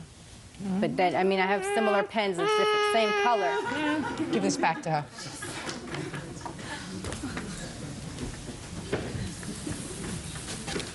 Those calendars come under the category of baloney, Miss Guberman. Now you want to get to the cell phone? Well, we had gotten into an argument on the way back from the mall. When? In October, the 4th. October of what year? This year. 2004? Correct. So you were still seeing each other, had contact with each other a year later? Correct. Okay. And actually, when we officially broke up, that's when he stopped paying for the cruise, but... What happened, Miss Guberman, in October with we your were on the way phone? back from the mall, and we were going to go to my house, and then we got into an argument at the mall. On the way back, you know, he said, take me home. So I was proceeding to take him home, and then he asked me, oh, well, we're going to your house. I said, no, you want to go home? I'm taking you home. So when he realized I was taking him home, I had to stop at a stop sign, and as soon as I stopped at the stop sign, he grabbed my shifter, threw it in park, got out the car, grabbed the phone, smashed it on the ground, and then walked off and left me with a broken shifter, and I was just standing there until someone came and helped put my shifter back together because I couldn't move. Let's hear it. All I can say is just a bunch of Taurus species. Should what? Taurus species. What is that? A Taurus is a bull and feces is... Oh. Mr. Sutton. Mr. Sutton. Yes. Just tell me what happened, sir. Try not to editorialize or Okay, be witty. pretty much. Or, listen to me, or be witty or be smart. I reserve that all to myself. Okay. Okay. I'm sorry, man, Your Honor. Just tell me what happened in the car. Well, nothing happened because I wasn't with her. Oh, my God. Were you still involved in any kind of a relationship, including friends, in October of 2004? No, I wouldn't even talk to her. She was coming down to my job, stalking me, sitting in my parking lot at my job. She would call me, like, pretty much all day on my cell phone, beat my cell phone up, leave all types of messages. You have any proof of that? Well, I can't really save that on there, ma'am. Somebody else calls me. Do you know anything about this case? Yes, I do. Step up. Who are you? I'm Monique Taylor. I'm Lamore's friend of 14 years. Go ahead. The night of her cell phone that was broken, he was with her. Because, you know, she doesn't hold anything back from me, and usually when things happen, she calls me because we're close friends. And he was with her that night that the cell phone was broken. What was she doing with him? Your Honor, No, I'm asking you, what would she do? If she tells you wherever she doesn't... Listen to me. If she doesn't hold anything back from you... Right. What was she doing with him? I guess just hanging out with him. You know, they went to the mall together, from my understanding, and, you know, he wanted to go home with her, and he was told no, and why did she go to the mall with him? He's very angry. Who's angry? James. He's a very angry individual because there's times other things has happened, and she has called me about it and, you know, talked to me, and I always be telling her to leave him alone, but... She doesn't leave him alone. Right? Right. She calls him? Occasionally, but not. It's been like since the cell phone incident, it hasn't been too many phone calls. Before the cell phone incident? Yes. She'd call him a lot? I wouldn't say a lot, because I would, you know, try to convince her not to keep continuously calling him and, you know, just leave it alone. But she didn't listen? No, she didn't. Judge Judy continues in a moment. I understand that from your perception as a father, your daughter disrespected you. Right. I agree with you. Did the wrong thing. Real cases, real people. Judge Judy. Lamore Guberman says she met ex-boyfriend James Sutton on a party chat line. Lamore claims James owes for his share of a cruise and for smashing a cell phone. So, Mr. Sutton, I sort of believe that you were in the car with her and broke her cell phone. You want to know why I believe that, Mr. Sutton? I believe that you were really annoyed that she keeps bothering you on the phone. There's a logical extension to breaking her phone. Do you understand? I understand what you're saying, but... Good. How much was your phone? Altogether, it was $194.99. Let me see. And this is the phone. But, Mr. Sutton, I do not believe, sir, that you agreed to pay her for this cruise. I think that she met you, she wanted a date on the cruise, she invited you to go along, and there was absolutely no mention of you paying her back. And that was over a year ago. And you still didn't pay her back. And she's still with you, in the car, going to the mall. Right? Right, that's part of the reason why I would call him, is to ask, can you pay me some money? Are you going to give me some money? No. Oh, God. No, not for somebody who's violent. You don't call somebody violent for that reason. Because it was on my credit card. You met him in September. You invited him to go on a cruise in September. Mr. Sutton doesn't look like the kind of person who becomes instantly infatuated. Oh, that's a lie. Well, maybe yes, maybe no. He certainly seems like a cool enough character to me. Judgment for the plaintiff in the amount of $194.99. That's for the cell phone. The cruise, you're on your own. That's Can I say all. one thing? Parties are excused. You may step out. Oh my God, I didn't finish. I guess if I get back together with him, he'll pay me the rest of it, then we can break up, you know, something like that. She's a very sarcastic person. You know, she doesn't know how to take anything serious. The sparks were kind of fizzling at the end, but he was trying to make the sparks come back. She just got hypnotized by me. That's all that was. He was a bad seed once I just knew the things he was doing. What was done. I mean, just move on, that's all. And now the next case. All parties in the matter of Garnica versus DeLaza, step forward, please. Deli manager Martha Garnica is suing her ex-husband, produce manager Alan DeLaza, for the money he promised to pay for their daughter's 2000 Ford Mustang. Alan says their daughter disrespected him, so the deal's off. Ms. Garnica, this is your former husband. You Yes, have it two is. children together. We do. You called your former husband and told him that you wanted to buy your daughter, I assume this young lady's, pretty young lady, a car for her birthday, and asked him if he would contribute to the car. So far, is that correct, sir? Close enough. Close enough. And your former husband agreed to give you $2,000 towards the purchase of that car, $1,000 from one fund and $1,000 from a different fund. Close enough? Yes, Your Honor. Yeah. He gave you the $1,000. Yes. The $1,000. Yes. In reliance on his promise to give you the $2,000, you went out and purchased your daughter a car. Yes, I did. How much was the car? $5,000. And you purchased her this $5,000 car because your former husband had agreed, made a contract, so far, right, to give you $2,000. And then, against his wishes, this young lady went ahead and got your permission to have a belly piercing, right? Kind of. Right. She had discussed it at one time with her father, who said, I don't want you to do that, right? Right.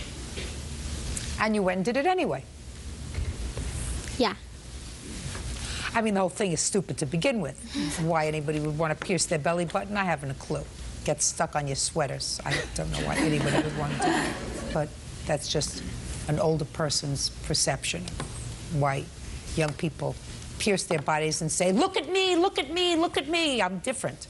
You know, people should look at you because you do things that are creative, intelligent, smart. You've made something of yourself. You know, sticking things in your body doesn't cut it for me. Your father says you got your belly pierced, you don't get the other $1,000. Right. Unfortunately, you're wrong. You're not wrong to feel as if your daughter did something that was not right, but your contract was not with your daughter. Yes, it was. No, no, no. Your contract was not with your daughter, sir. Your contract was with your former wife. You may have been contributing to buy your daughter a gift, which is what you say. I was buying my daughter a gift. She went against my wishes. I'm not going to give her the gift. You made a contract with your wife because once she went out to purchase that car, relying on your promise to give her $2,000, you had a binding agreement. Now, I'm teaching you contracts. I'm giving you a basic course in contracts. If you had said to her when she called you, I will give you the $2,000 towards Amanda's car, but there's a condition. And the condition is she not have a body piercing until she's old enough to consent to it herself. If you had said that to her, and if she had had the body piercing, you would be absolutely right. You would be able to say, she breached the agreement, therefore I don't have to pay. But you did not have that as a condition of your contract with your former wife.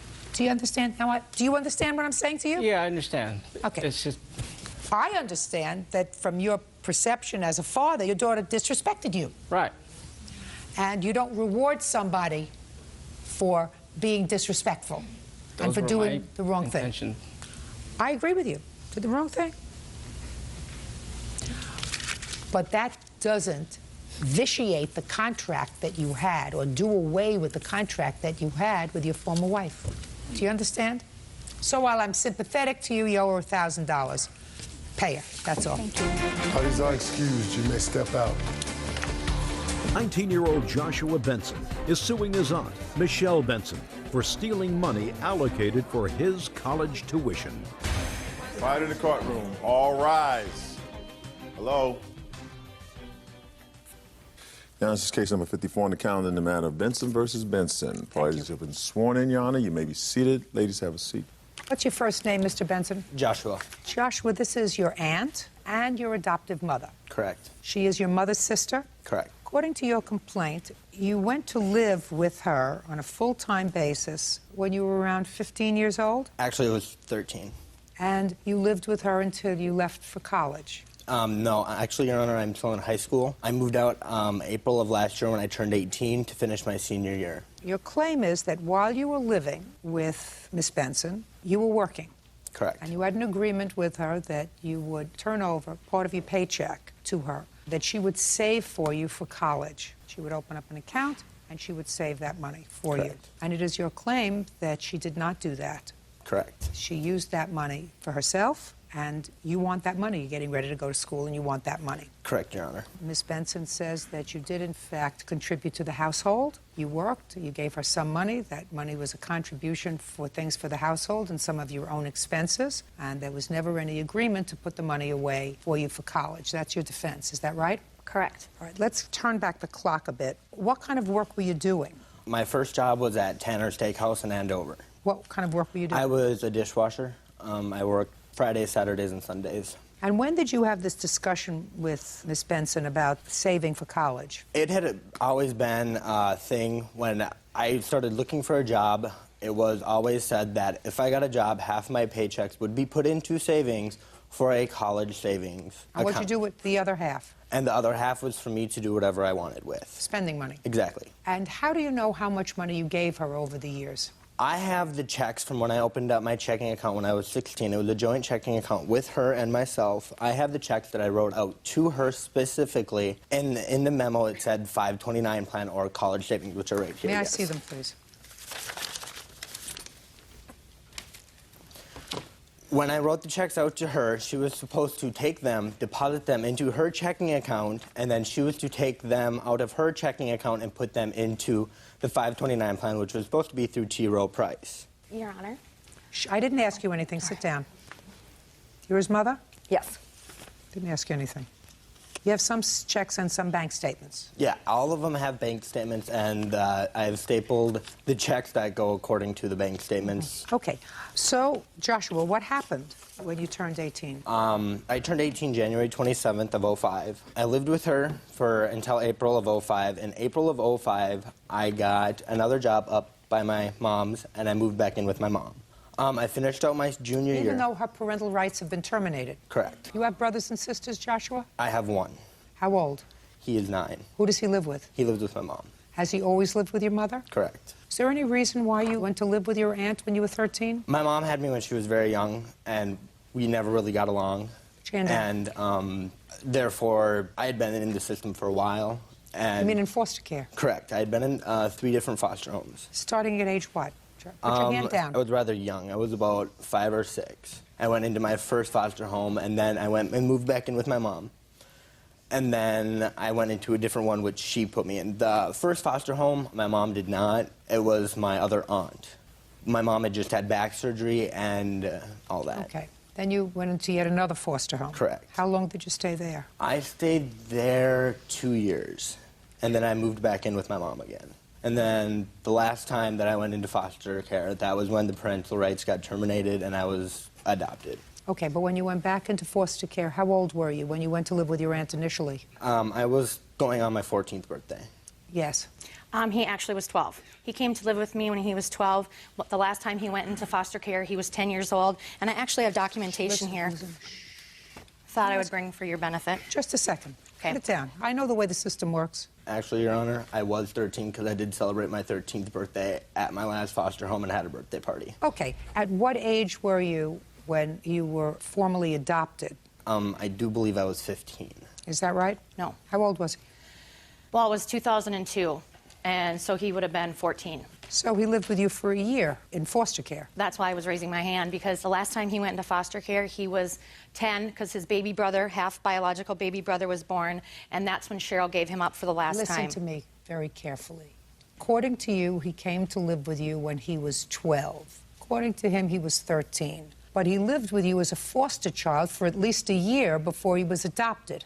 So just listen, put on the listening ears. And while he was living with you when he was 13, until the time he was adopted, you were getting a subsidy for him. How much? Wow, you know, to be honest with you, I don't remember. Maybe Joshua remembers. How much was If she I receiving? remember correctly, I was told it was about $1,200 a month. And Your Honor, Now, just a second. I'm not finished. When your sister's parental rights were terminated and Joshua was adopted, you continued to receive a subsidy for him. Yes, I did. Because that's what we call in this country a subsidized adoption. Something very few people know about, but fortunately I know about it. And $1,200 appears to be right because Joshua was probably at that point a hard-to-place child. And so you accepted him into your home. You received $1,200 a month, and that was continued after the adoption became final. So it's not as if Joshua had to provide for his own room, board, etc., because you were receiving money from the government for that purpose. Put your hand down, Joshua. I'm about to come to your aunt. Judge Judy continues in a moment. What happened to his money? It was spent on him. You can't do that. You had absolutely no right to spend the money on him. None. And later today, I don't want it to be breaking in my pen. Then somehow you're going to have to secure the pen even better than it's secured. It keeps my dog in. Maybe not. I mean, I'm not a liar. Joshua Benson claims his aunt, Michelle Benson, stole his college tuition money. Michelle says the money went toward Joshua's living expenses. Okay. What happened to his money? It was spent on him. You can't do that. That's what the state paid you for. To not spend the money on him? The state paid you to take care of him. All of his checks, which were written in different ink, indicate the memo portion of the checks that it was to be put in a 529 plan. That's an educational plan. And you had absolutely no right to spend the money on him. None. That's what you were paid for by the government. You get it? Yes. Good. Your Honor, can I add something to that? Does it sound like you're losing, Joshua? No. I mean, I get it. Unfortunately, the public doesn't get it. The public believes, well, then this was an act of goodwill. Your aunt took you in. She supported you. I'm speaking. Put a roof over your head, food on the table. So if you were working, helping to defray your own costs, what's wrong with that? But the truth is, the citizens of this country were supporting you by giving your aunt money before and after she adopted you. And after you moved out, I assume that money stopped, although I'm not exactly sure because the money very often goes until age 21 unless somebody notifies them that that money's supposed to stop. Do you know if the money stopped? Actually, not only was she receiving the adoption assistance, she was also receiving Social Security for me in the amount of $563. And I did not find this out until I moved out in April and I received a check in the mail from the Social Security Administration. And then I called them and was like, well, when did I start getting this? And they told me in 2002, you started receiving this. Well, when I turned 18, they informed me they started coming in my name. I was not aware of the fact that I was ever receiving this. I got it. What do you want to say? I want to say that when I was receiving adoption assistance for him was after the fact, and that only went until I was able to claim him as a dependent, and he is a very spendy... Just a second. The adoption subsidy stopped when, Ms. Benson? Oh my gosh, the adoption assistance only went for like a year or two. You could check with the state on that. It was not very... Listen to me. A year or two. And the Social Security? Started when I applied for Social Security, and it was legal for me to claim him because he was not... Why did you apply to Social Security? Because I have MS. I have a disability. I only work part-time. So you applied for Social Security disability for yourself, and he is a dependent child. Is that right? Right. This is some America. This is some system. You owe him $4,660. Pay it. Good luck, Joshua. Thank you. Parties are excused. You may Taught step him out. nothing.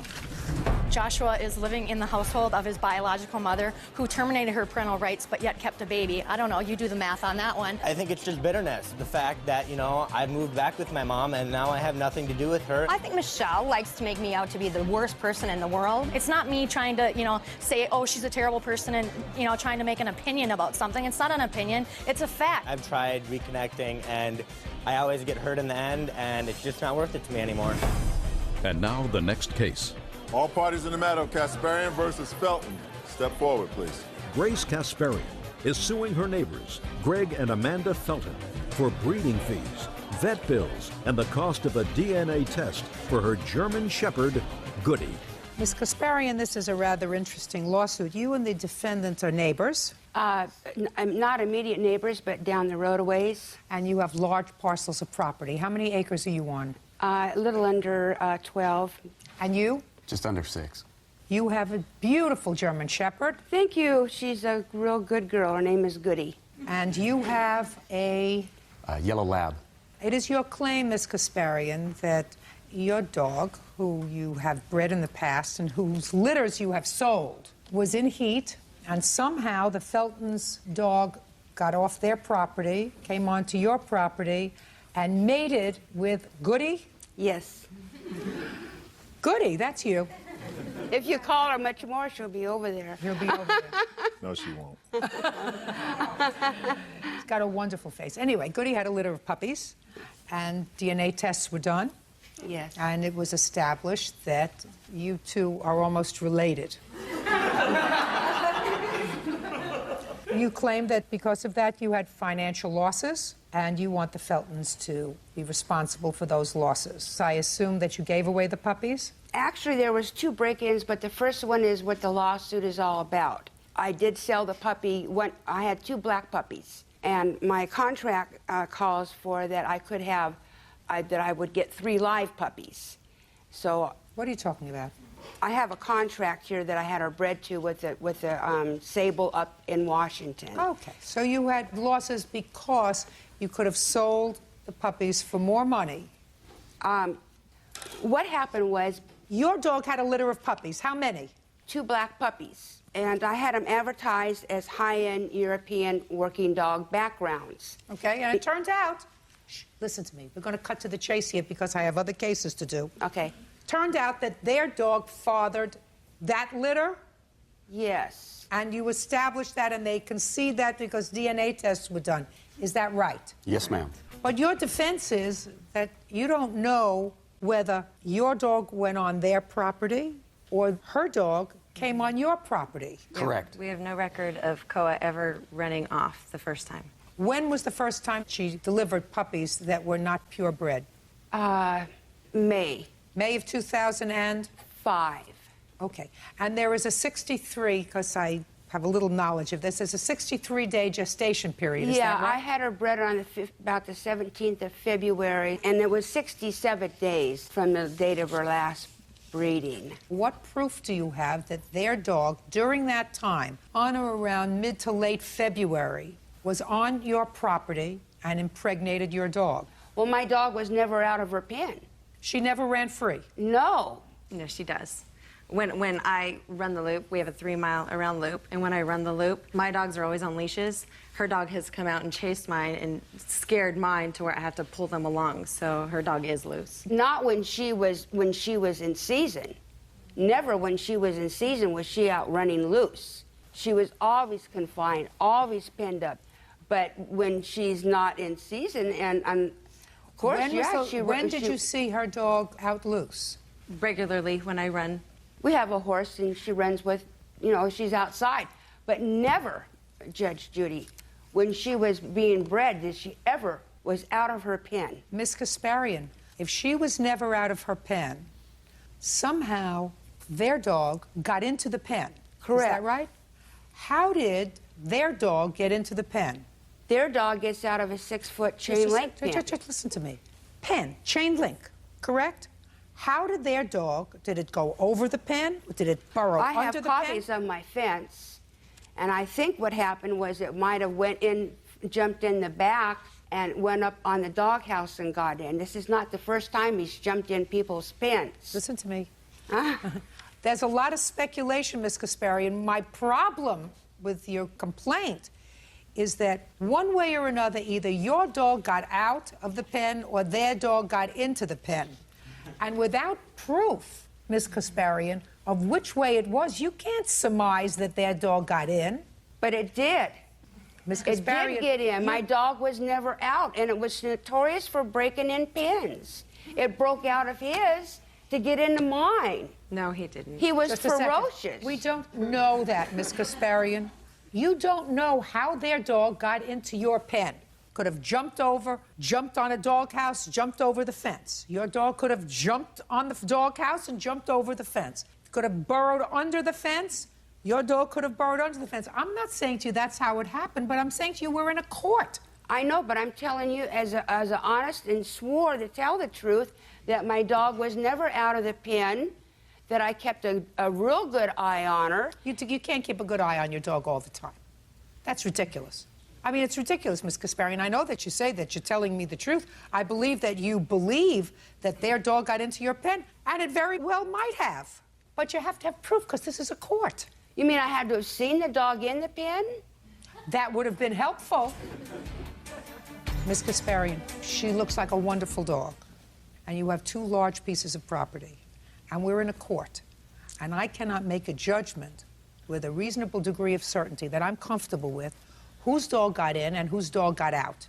It's very possible that because when a dog is in heat, dogs come from all over. That scent goes for miles and miles and miles. So it's more than probable that your dog somehow found his way into her pen. That's more than likely. That's what you know about dog breeding. Girls don't usually want to run out, but the boys want to certainly get in. But I'm merely taking judicial notice of that, something that I'm able to do. That's not proof. What a wonderful dog she is. She's spectacular personality. She's How old is she? a therapeutic dog. And how old is she? She's going to be 6. She's wonderful. Are you planning on And breeding that's her why again? Well, depending on how this turns out. Ms. Kasparian, this is going to turn out just fine because you're taking your dog home with you and you have your health and your dog is wonderful. It is not going to turn out well financially, as I just explained to you.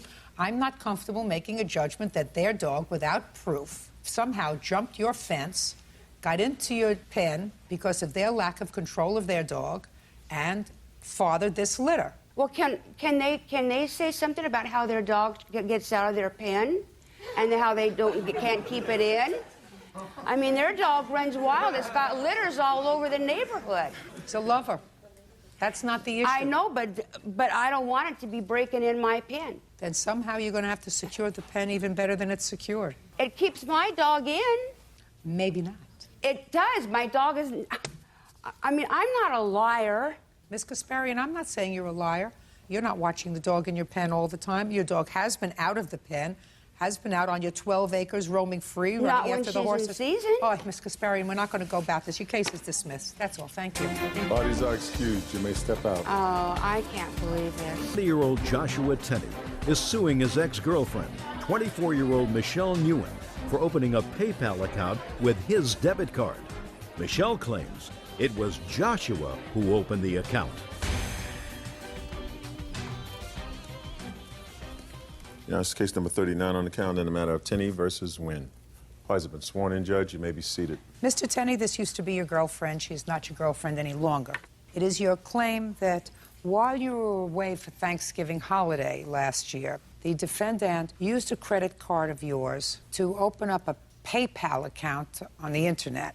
And she charged many items and used your account to purchase many things for herself. So I'm not exactly sure how this PayPal thing works. Okay. So you're going to explain it to me. All right, what you need to open a PayPal account, it's with association with eBay. All you need is an email address, a credit card, debit card, also an address followed with the name. An address? Yes. Were you two living together? Yes. And you had a debit card? Mm-hmm. Was that a joint debit card or just in your name? Just in my name. How many cards did you have? 1. Do you just need the number of the card? Yeah, you just need the number. Keep going. She registered under her email address, which is Michelle Loves Josh. I have that right here as well, along with purchases. Can I see, please, the account being opened with her email address? And I also have a PayPal statements along with my bank statements. Why would he open the account, Ms. Nguyen, with your email address? He opened it for me, and we just used my email address. That's not true.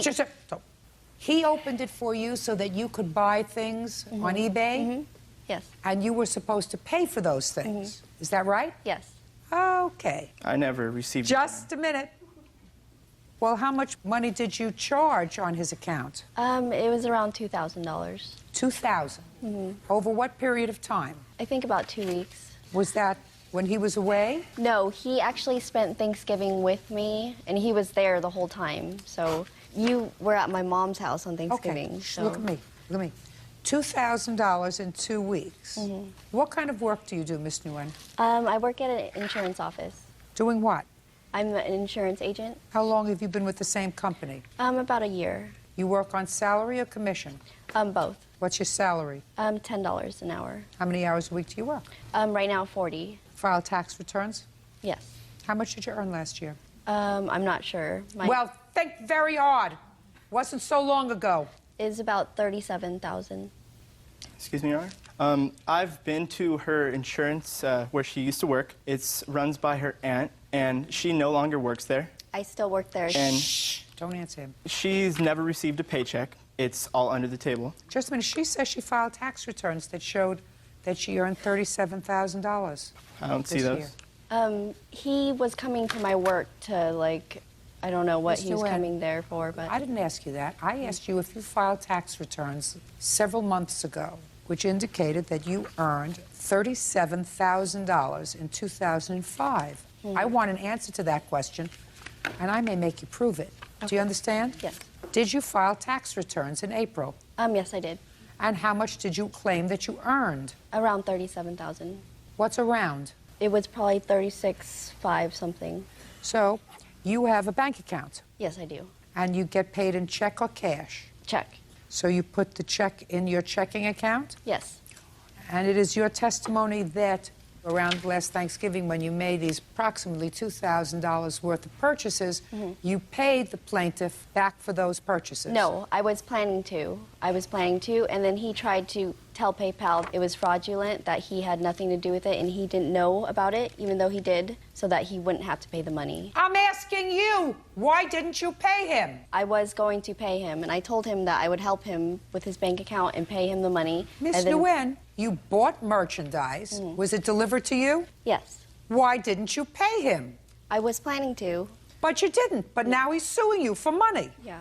I told Listen him... to me carefully. Now he's suing you for money, so why didn't you pay him? I told him I'd give the stuff back, and he... She never said Just a second. You're not giving the stuff back. Why didn't you pay him? You earned $37,000 according to you last year. Why didn't you pay him? He was going to do that fraudulent claim. I didn't ask him what he was going to do. I asked you, why didn't you pay for the stuff that you bought? I told him that I would. So... But... Is there something you don't understand I about didn't me? have the money at the time, but Why not? You earned $37,000. I don't know. I have rent. I don't think that that's funny. I have rent and bills to pay and stuff. Then why did you spend $2,000 on merchandise? It wasn't all for me. Yes, it was all for you. You said you bought $2,000 worth of stuff. Don't go back on it now. He actually took some of the merchandise and sold it. That's not true, Your Honor. Yes, it is. Tell me what you bought. Just clothes and a camera and a cell phone. What kind of camera did you buy? It was a... I have it all in here. It's along with other items that she bought. And the account was actually overdrafted close to $3,000. And I have all the PayPal statements along with the bank statements. So it was $3,000, is that correct? It was like $29,000. Well, show me exactly, please. Give me the figure.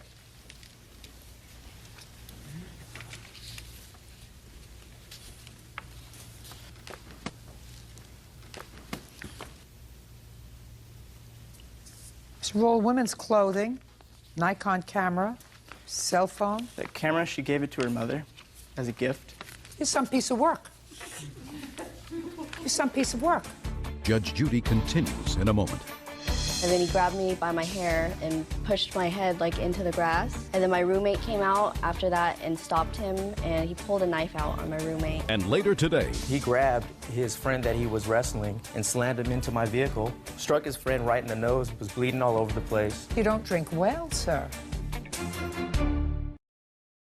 Joshua Tenney claims ex-girlfriend Michelle Nguyen opened a PayPal account with his debit card.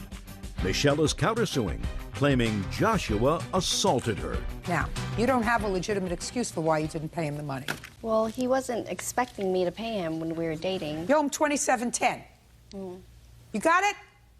Now let's deal briefly with your counterclaim, because I'm not sure whether I'm going to believe anything that you tell me. You claim that he assaulted you once. Let's hear about it. I was getting ready to go to work, and he came to my door, and then... You mean this is after he found out about these charges? Yeah.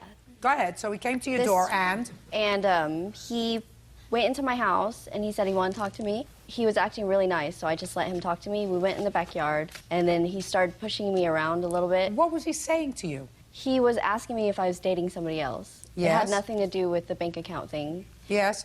And then he started pushing me around. He pushed me into the fence in my backyard, and he wouldn't let me get back into the house to go to work. And then finally he let me out of the backyard, and then he followed me outside to the front of the house, and then he grabbed me by my hair and pushed my head like into the grass. And then my roommate came out after that and stopped him, and he pulled a knife out on my roommate. And then that was pretty much it after that. And then I was going to work, but he was following me. Did you go to work? No, I couldn't, because he was following me. So where did you go? We went to the police station. I didn't want him following me to work because... And you went to the police station, you filed a report? Yes. Can I see a copy of the report? They wouldn't release the report to me, but they did give me this. It just has the police report number and the date that it happened. When did you go back to work? About 5 days later, 6 days later. What would you do for 5 days? I just stayed at home, but my boss told me not to come in because... Don't tell me what your boss told you. Why did you stay home? He knows where you live. Yeah, but I felt safer at my house. Why did you feel safer at your house rather than at work where there were other people? Oh, well, it's just me in the office, that's why. There's nobody else in the office? No, my boss comes in for like a couple of hours in the morning and then she'll leave. Is your boss a relative of yours? Yes, she's my aunt. What kind of insurance do you sell? Car, home, health, everything. Are you a licensed insurance broker? No, she is. I'm just her assistant. But she's not there. Yeah, but I can still do everything, like write policies and everything. Why is that funny? Start with a little doing something not right, and you get into doing a lot of things that are not right. What happened on that date in February, Mr. Tenney? I go over there, try to talk to her, because this is when everything started coming out, and I found out that she did all these charges. As you can see, packages showing up to the house, clothes, toys for a kid. I go over there, try to talk to her. She won't talk to me. And she started being very rude and just making comments towards me, saying things that just tipped me over the edge, but I never did assault her. Mr. Tenney, what did you do? Did you push her? No. Did you put your hands on her? No. What did you do? I went over there trying to talk to her. I understand that. But then she was trying to push you over the edge. So Yes. is what you're telling me that you didn't put your hands on her at all? No. Even pulling her arm? No. Okay. When was the first time, Miss Nguyen, that Mr. Tenney told you that he wanted you to pay him for some of this property that you had delivered? He never told me that he wanted me to pay him until we broke up. My question to you is, when for the first time did he tell you that he wanted you to pay him back for this problem? Around Valentine's Day. February? February. No, after Valentine's Day. After February? We weren't seeing each other then. Shh. Don't speak. After February 14th. How much after February 14th? I think after, maybe a few days after. February 18th. And what did he say to you when he told you he wanted you to pay for some of this stuff? He didn't ask me to pay for anything until after I tried to break up with him. You were already breaking up with him. This happened on February 24th. We were broken up, but we were kind of like on a break type of breaking up. He thought he still had a chance with me. That's why he... Judgment for the plaintiff for the amount of $2,710. Ms. Nguyen, I am not persuaded that you suffered any injury or that you suffered from any harassment at the plaintiff's hand. I believe that he was frustrated. That doesn't give him the right to assault you, but I don't believe he did that. No. I don't believe, madam, that the police would allow you to leave the police station without taking photographs of injuries, without filing a police report, which they did not do, without arresting the defendant, if they believed any of your story that there was an assault that took place on the 24th of February. Were you ever arrested, sir? No, no charges. Thank you very pressed. much. Your counterclaim's dismissed. Parties are excused. You may step out. I think they were gifts. She led me on. Probably revenge. Gold digger, straight up. And now the next case. All parties in the matter of Joza versus Witzel. Step forward, please. 26-year-old Laura Joza is suing bar patron 22-year-old Jason Witzel for the cost to fix her car. Laura claims Jason body slammed his friend into the vehicle. Ms. Joza, the defendant, you believe, damaged your car while he was drunk in a parking lot of a bar. Your car at that time had been driven to work by your boyfriend. Is this the boyfriend? Right. You were not present when this happened. I was not. Were you present? Yes, I was. Step up, please. On what date did this incident happen with her car? This was 1 o'clock in the morning on March 4th. What's the name of the bar where you work? It's called Little Pedro's. It's What do you on, do there? I work the front door, and my car was basically parked about 20 feet away from me. Her car? Or we live together. It's our car. It's registered just in my name, but our car. It's titled in your name? It is. And you are not married? Well, we've been living together 7 years, kind of. I don't know if that makes it. Doesn't make it. No. Well, by my standards, but yeah, anyway. Go ahead. Doesn't make it. So it's your car? My car. Well, basically what happened, he came out of the club, and as he came out, I can kind of tell him and his friends were a little riled up. I guess having a good time, but a little agitated for some reason. They walked down the way, and they actually were right in the side of my car. And all of a sudden, they just escalated into them wrestling each other. And at that moment, when I seen them wrestling, I was starting to walk over there. And as soon as I started going out of the door to go over there, he grabbed his friend that he was wrestling and slammed him into my vehicle. So I ran over there. As I was grabbing him, he swung, missed me, struck his friend right in the nose, was bleeding all over the place. And then I told him, you know, they're not coming into the club, that they're done. You guys definitely are over it.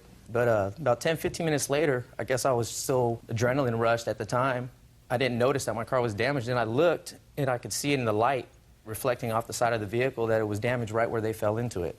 So then I looked Well, they around. didn't fall into it. According to you, Mr. Witzel body slammed his He basically friend into the car. He slammed his friend into the car, and his friend fell with his back onto the vehicle, and they both collided into the car with both of their force. Got it. Okay. And then what happened after that, he said he was going to be compliant with it. We filled out an incident report from the club that he signed, stating what happened, you know, what time, and Can all I this. see it, please? Sure. We also have pictures of the damage, if you'd like that. I would. Also have the insurance information that he gave us. That was actually another kind of a weird thing about this case. He gave us an insurance card that he stated that it was his insurance, but it was actually just his AAA service. He can't have insurance for this. Yeah, I know, They but don't give that's... insurance for this.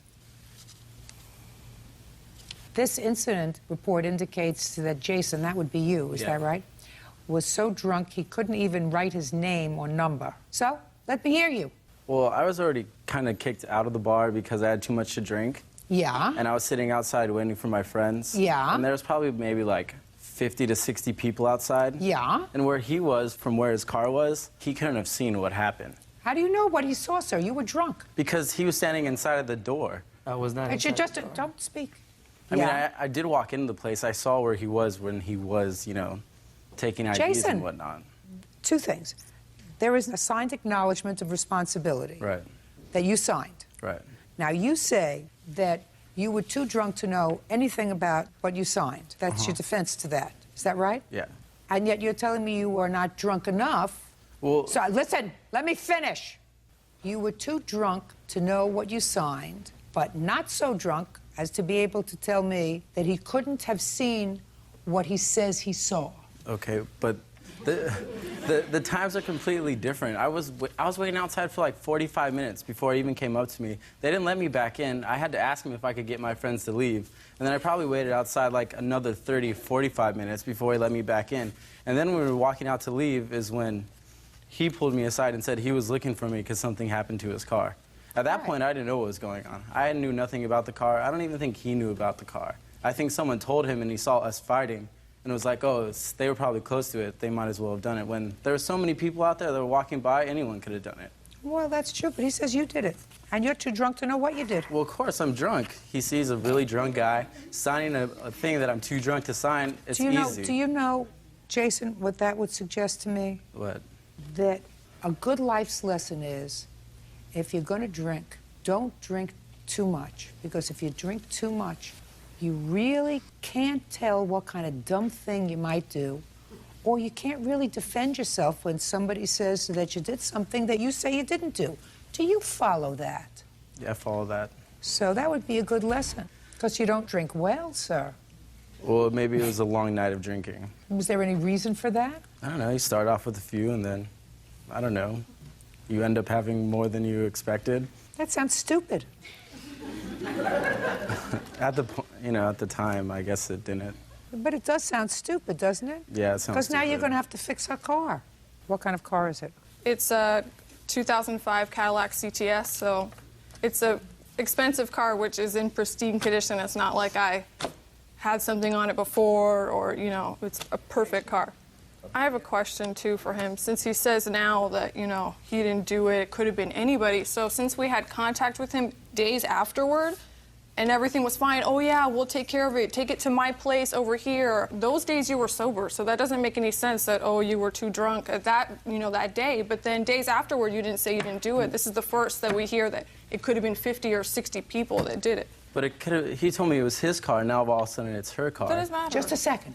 What difference does that make to you? Well, all right, after the whole incident, it got kind of fishy, you know? He called me like... Listen, I don't want to hear you anymore.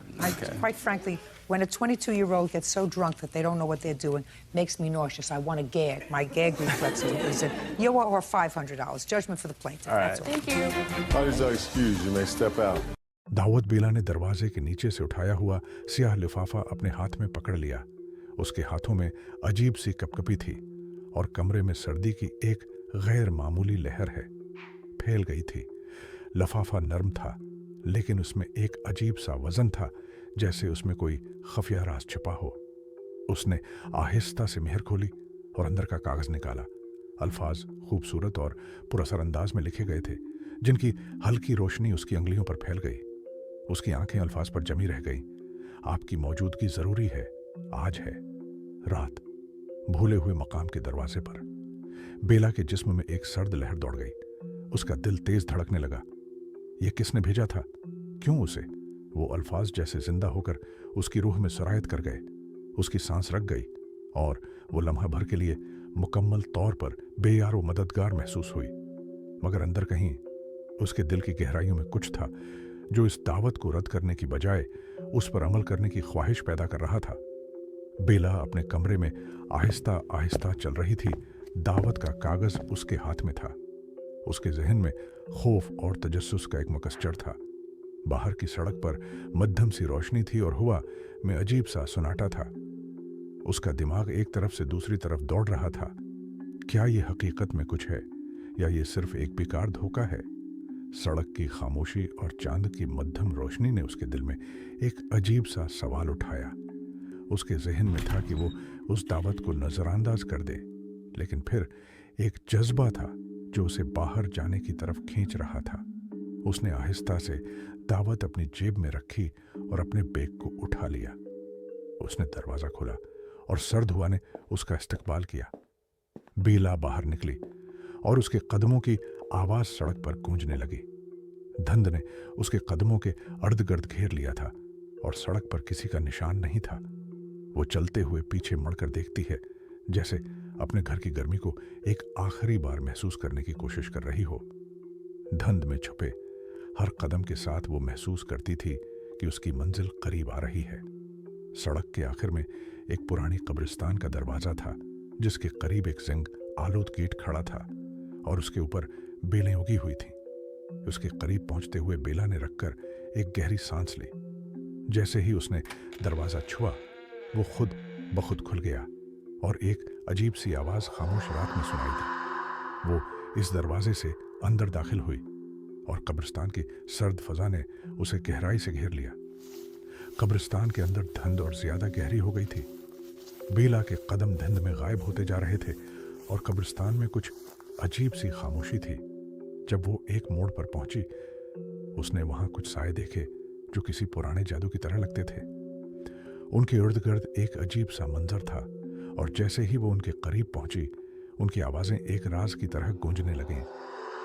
एक बुलंद कलापोश शख्सियत सामने आई, उसका हाथ उठा और बेला को अपने करीब आने के लिए इशारा किया। उसके दिमाग में एक गूंजने वाली आवाज आई, तुम्हें मुंतखब किया गया है, अब फैसला तुम्हारा है। बेला जैसे ही उस कलापोश की तरफ बढ़ती गई, उसके दिल की धड़कन तेज हो गई, धुंध और भी गहरी हो गई, जैसे सब कुछ उसे उस मकाम पर ले आने के लिए मुरत्तब किया गया था। उसके कदमों में एक अजीब सा खच्चाव था, और हर कदम पर वो महसूस कर रही थी जैसे कोई उसे खींच रहा हो। अचानक वो एक कदम और आगे बढ़ी, और उसी लम्हे उसकी आंखों के सामने एक शोला भड़क उठा, एक खौफनाक आग जिसने पूरी फजा को अपनी लपेट में ले लिया। उसके अंदर से एक करख्त आवाज गूंजने लगी, तुमने हमारा राज पाया, लेकिन हम तुम्हें हमेशा उसका नतीजा कुछ और होगा। आग की लपटों ने बेला को घेर लिया, और एक शदीद दर्द का एहसास हुआ, जैसे उसकी हड्डियां पिघल रही हों। वो अपने जिस्म की तकलीफ को बर्दाश्त नहीं कर सकी, और आखिरकार शोलों ने उसे मुकम्मल तौर पर अपनी लपेट में ले लिया। एक आखिरी चीख के साथ बेला का जिस्म इस आग में खाकिस्तर हो गया। कुछ दिनों बाद कब्रिस्तान की खामोशी में एक नया बोझल और गमगीन निशान भरा, एक नई कब्र जहां बेला की खोई हुई रूह कभी वापस नहीं आई। उसकी कब्र के संगमरमर पर लिखा था, यह बेला की कब्र है जिसे उसकी तकदीर ने आग में जला दिया। लेकिन जब कब्रिस्तान की गहरी रात में कोई कदमों की आहट सुनाई देती, तो ये बात सामने आती कि बेला की मौत महज हादसा नहीं थी। उसकी कब्र के नजदीक एक और नाम था जो एक और राज को जाहिर करता था। ये एक शख्स का नाम था जो मर चुका था, और जब किसी ने उसका कतबा पढ़ा तो उनके दिल में एक और शाक आ गया। ये उसके वालिद का नाम था जिसे बेला ने खत्म किया था। बेला की तकदीर का ये तारीख मोड़ दरअसल उसके खानदान के राजों का पर्दा उठाने की इब्तदा था।